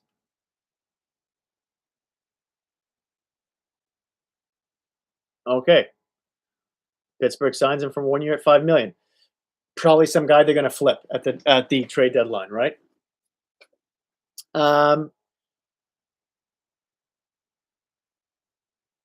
Okay. We're still wondering if Duhaime is real or not. Signing by the Leafs. I like that move. I'm trying to see if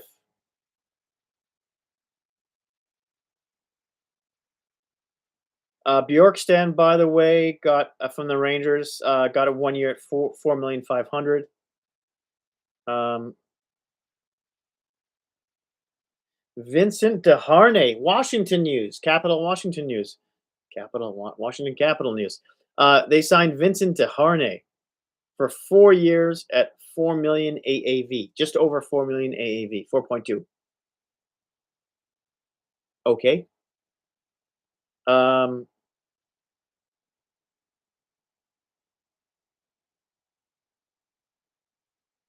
What happened here?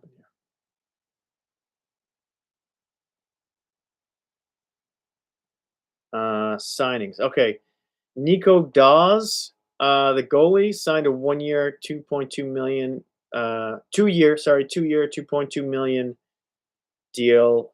That's a total, not an AAV. Alex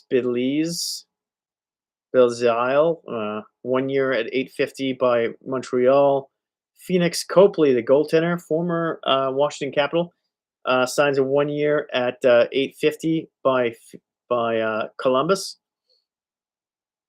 Dylan Anhorn is signed for 1 year at $850,000. He's a defenseman by Chicago. Colton Sissons, 4.25, 2 year by Toronto. Lane Pedersen, 1 year, 1.75 by 2 year contract for LA. Yeah, I haven't seen any Duhaime news. I'm still wondering if he was just what Justin Bourne was projecting there or what.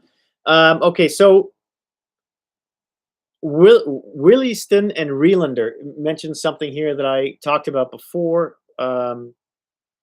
The connection between Beluga and Joshua. He says Beluga and Joshua were excellent together a couple seasons ago with Vancouver. Controlled 59% of the expected goals together, outscoring opposition 23-11 at 5-on-5. Had just a 41.16 offensive zone face-off percentage too. Should be a good fourth line duo.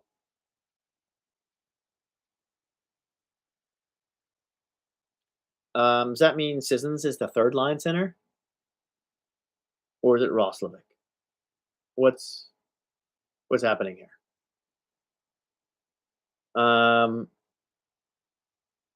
Let's see what we go.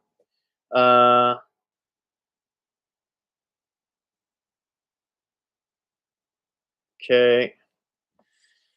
Couple more porn stars followed me on Twitter. Yay.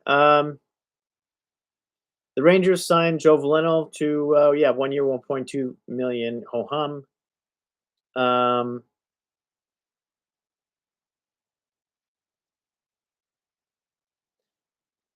Yeah, a lot of people like Trouba going to San Jose, but the amount scares everyone. Damn, I can't believe the Leafs didn't sign Scott Laughton. Urgh.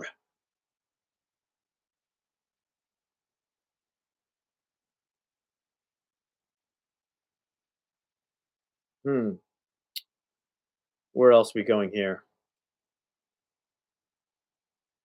Justin Hall signs a 1-year, one-way deal with the Capitals. More Capital news. You get Justin Hall. Yikes.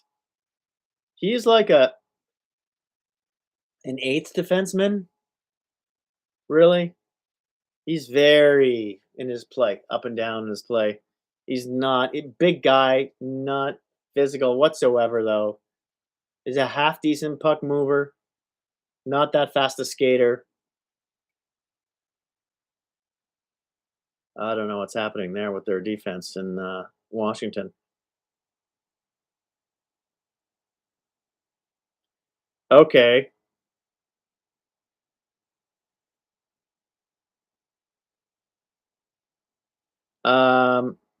David Pagnotta has an update on the Toronto Maple Leafs cap space. They say they have $3.18 million in cap space.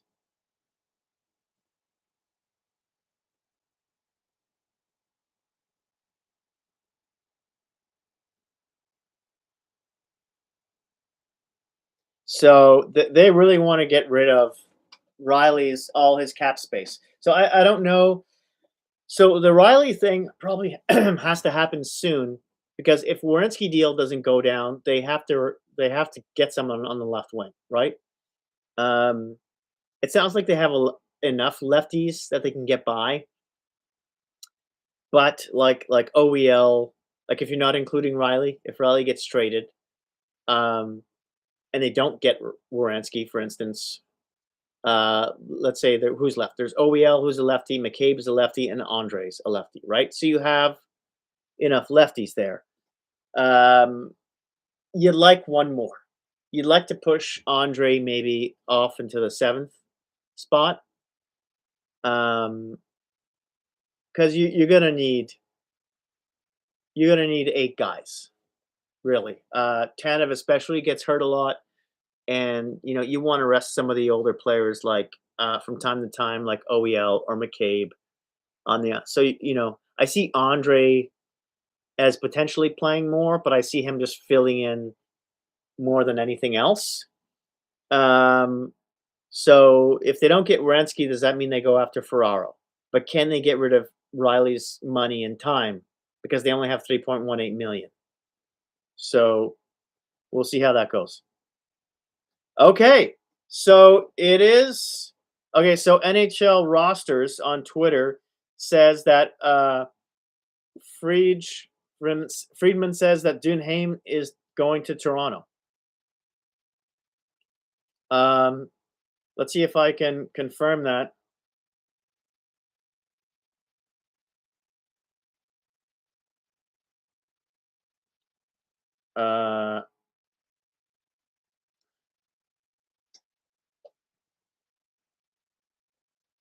Okay, so we got some more news here. Okay, so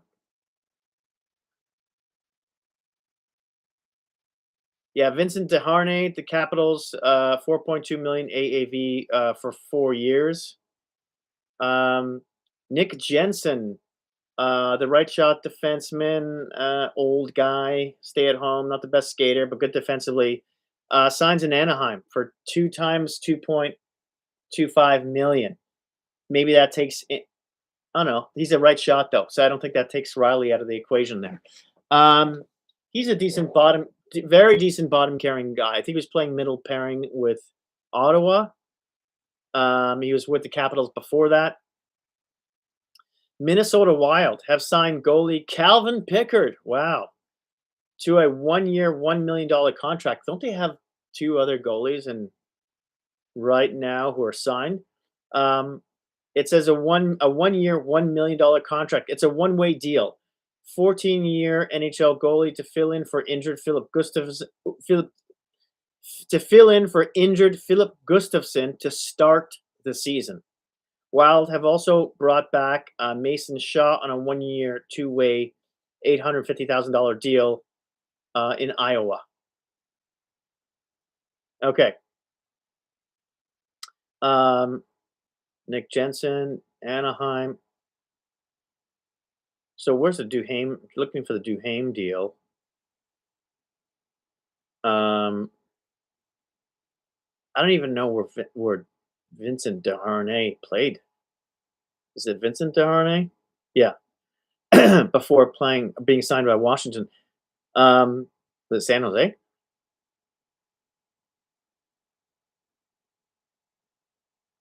Elliot Friedman says there is word this afternoon Darnell Nurse has agreed to expand his list of teams he will accept a trade to.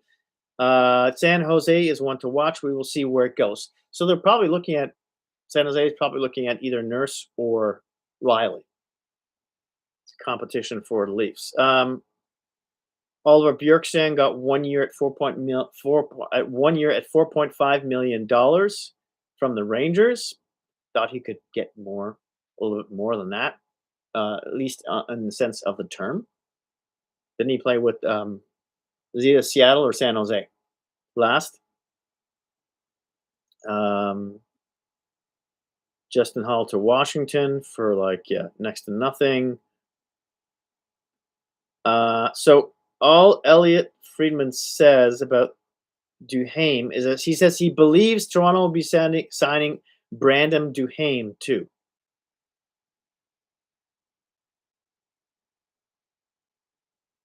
A comment on this to put this all in perspective is that Leafs are adding a lot of fast, gritty, penalty-killing forwards, lots of depth. You can't complain. Responsible forwards. Okay.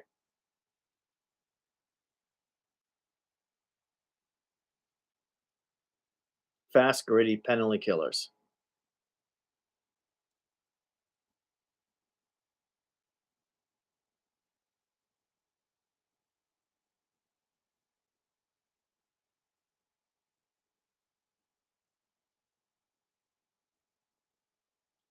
I'm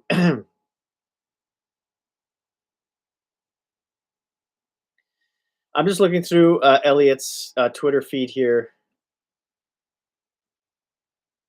See what else we have. So it looks like Duhaime is a Leaf too. Duhaime is a nasty piece of work. He's tough as nails, hits a lot, very gritty, defensively responsible. Apparently he's fast as well. He can fight. He can really fight. I'm gonna say he's like one of the top 10 fighters in the league. So yeah, there's that. Don't forget to give me a thumbs up, folks, before you go. I'd really appreciate it.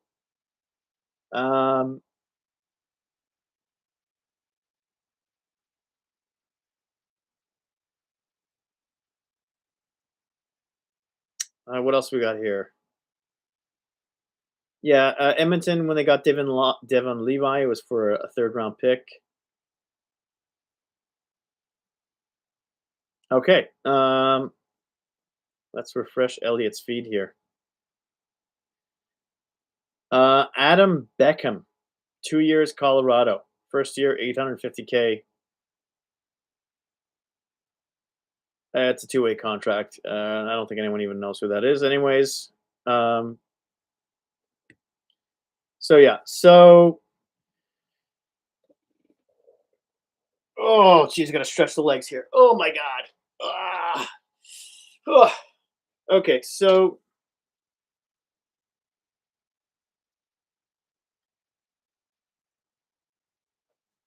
what else do we have? It doesn't look like much else. Kuzmenko to Pittsburgh. We talked about that 1 year at $5 million.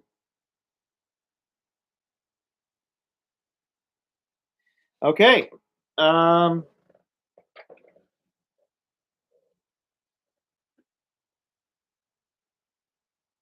Brian Lomberg, sent by 2 times $1.3 million AAV by Columbus, is a depth winger. That's all Jay Fresh said about him.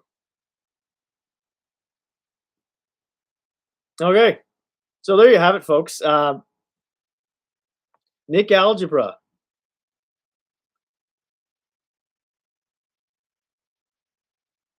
He put together a lineup about an hour ago, but that's without the Beluga signing. That's without the Duhaime signing.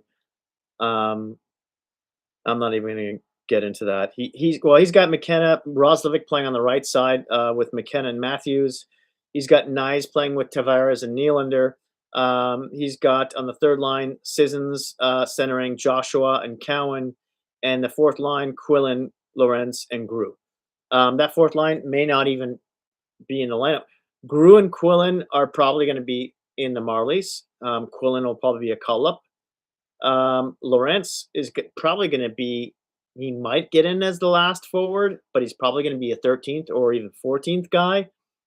Domi's injured because you put Duhaime and Beluga in there, and that's the fourth line. So Quillen and Grew are coming out.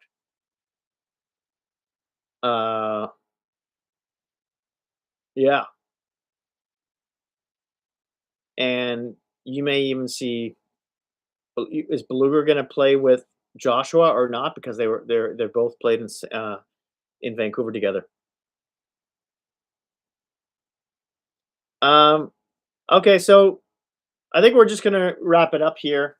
We've already been on for almost 3.5 hours of trade deadline day. It looks like a lot of the big stuff has come out. Again, okay, here's a data card for from Rono about the Washington Capitals signing Vincent Desharnais for my Capital friends out there, Vlad. They signed him to a 4-year deal with an AV of 4.2. Desharnais is a pure defensive defenseman. That's what we find out about him. So there you go, Capital fans. There you go, Vlad. There's your info. Again, follow me on at Hockey Crash Test on Twitter. You'll see a lot of this stuff there. Duhaime, Leafs are signing him. We don't know the money yet, but he's a former Capital. Nasty piece to work, that guy.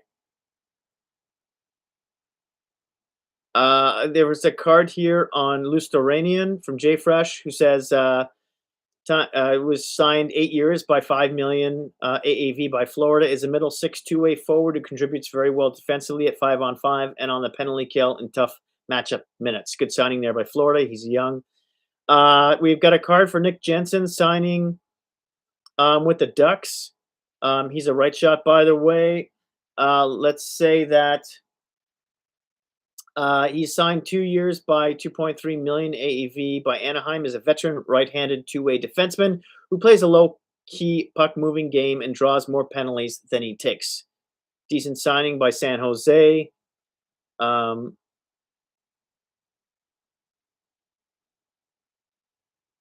So far, the Leafs are looking at Bobrovsky, of course, Radish coming in, Emil Andre coming in, McKenna, Colton Sissons, Roslovic, Beluga, and Duhaime. Their bottom six looks nastier and much more defensive orientated, with the exception of Roslovic. Did I even say Roslovic? You didn't even mention Roslovic there. Huh. That was from Leafs' latest, by the way.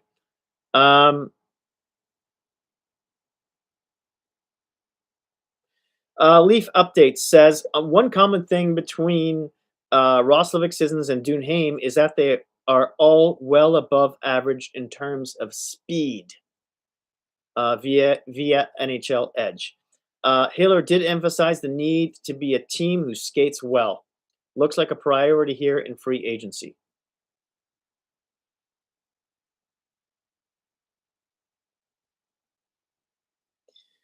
Okay. Good info there. Anything else? Puck marks about the Leafs here. He says, not sure I agree with how much money the Leafs are giving defensive bottom sixers who are otherwise bad at the rest of the game. These guys aren't supposed to be making this much money while possibly taking away roster spots from the Calder winning Marlies.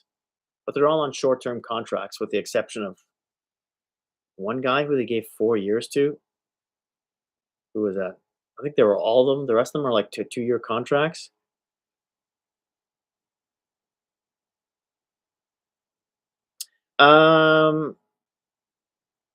Someone says about Oliver Bjorkstrand who was with the Rangers, by the way. I think I made the mistake. I mistook him up. I said he was with the San Jose or Seattle, but he was with one of those teams before that. Anyway, Bjorkstrand usage was really funky in Tampa Bay last year, but he should be a good fit on the Rangers' top 9.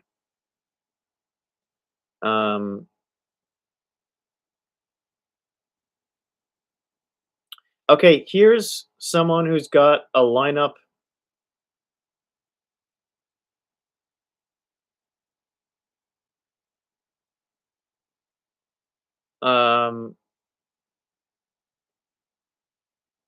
We have this is from Banksy, who looks like he's got the full lineup in his pocket here. Okay, so this is the most recent. So we're going from left to right on Leafs lineup. McKenna, Matthews, Nylander. I don't think that's gonna stick around. That's at the end of last 10 minutes of a game, nuclear power situation. I don't think Nylander is going to play with Matthews and McKenna. There's no all these guys are Nylander and McKenna are heavy touchers, as is Matthews, even though he's a shooter. Anyways, he's got nines with Tavares and Cowan on the second line. On the third line, Joshua Sissons Roslovic. On the fourth line, which I think is quite possible, fourth line, Lawrence, Beluga, and Duhaime. That's possible, very possible. I think it's somewhat realistic, that bottom six anyways. And then McCabe, Radish, Riley, Tanev, Andre, OEL. Yeah, I think you could pretty much Riley's coming out of there. And OEL is not playing. I don't think they're going to play OEL on his offside all year. There's no way. There's no way. I think, yeah, OEL goes to the left. Anywho, that's it. I think I'm going to call it here at just over 3 hours and 30 minutes. I want to say thank you so much for sticking with me today. Really appreciate it. I know I haven't done a lot of videos lately in the past year since my second kid was born. It's been rough, man. My kids get up so many times every night.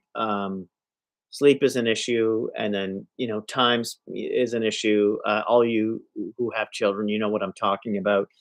So I'm gonna try my best to put out some more videos this summer, though, because my wife's a teacher and she's not working during the summer, obviously. So I might have a little bit more time to reassess where the Leafs are at in terms of signings, and just looking at their overall roster, maybe soon in the next couple of weeks or so. So stay tuned to that. I'll keep my pulse on that, especially, and then do an off-season grade, all that kind of fun stuff. I also have another channel called Crash Test Videos, believe it or not, where I mostly review books that I've read. I read a lot of, besides hockey books, I read a lot of biographies on actors and musicians, and read a lot about psychology, sociology, and sort of current events intertwined with those things. So my next book I'll be reviewing actually will be The Anxious Generation, how the great rewiring of childhood is causing an epidemic of mental illness. I'll be covering that. These usually are just like 3-minute or so, 5-minute videos. I'll be doing that soon. So take a look for that. That's Crash Test Videos. You'll see a link on my homepage for that YouTube page. Give me a subscribe as well if you're there. Before you go today, please hit the thumbs up. I'd really appreciate it. Subscribe if you're new to the channel. And that's it. That's all. Thank you so much. I've done this every year since 2018. So this is my 8th year of doing this. I love it. It's so much fun. Albeit towards the end, I just have to go to the bathroom so badly because I'm squeezed. The cheeks are in major squeeze right now. They're just so. I'll make sure the sound isn't running after I turn the video off because you don't want to hear that. It's going to get ugly. Yeah. So thank you so much for joining me. I'll be seeing you during the summer, but have a wonderful off season. I look forward to talking to you guys soon as well. Happy camping, happy traveling, whatever you do with you and your family during the summer. And hope to talk to you soon. Go Leafs, go! Thanks again.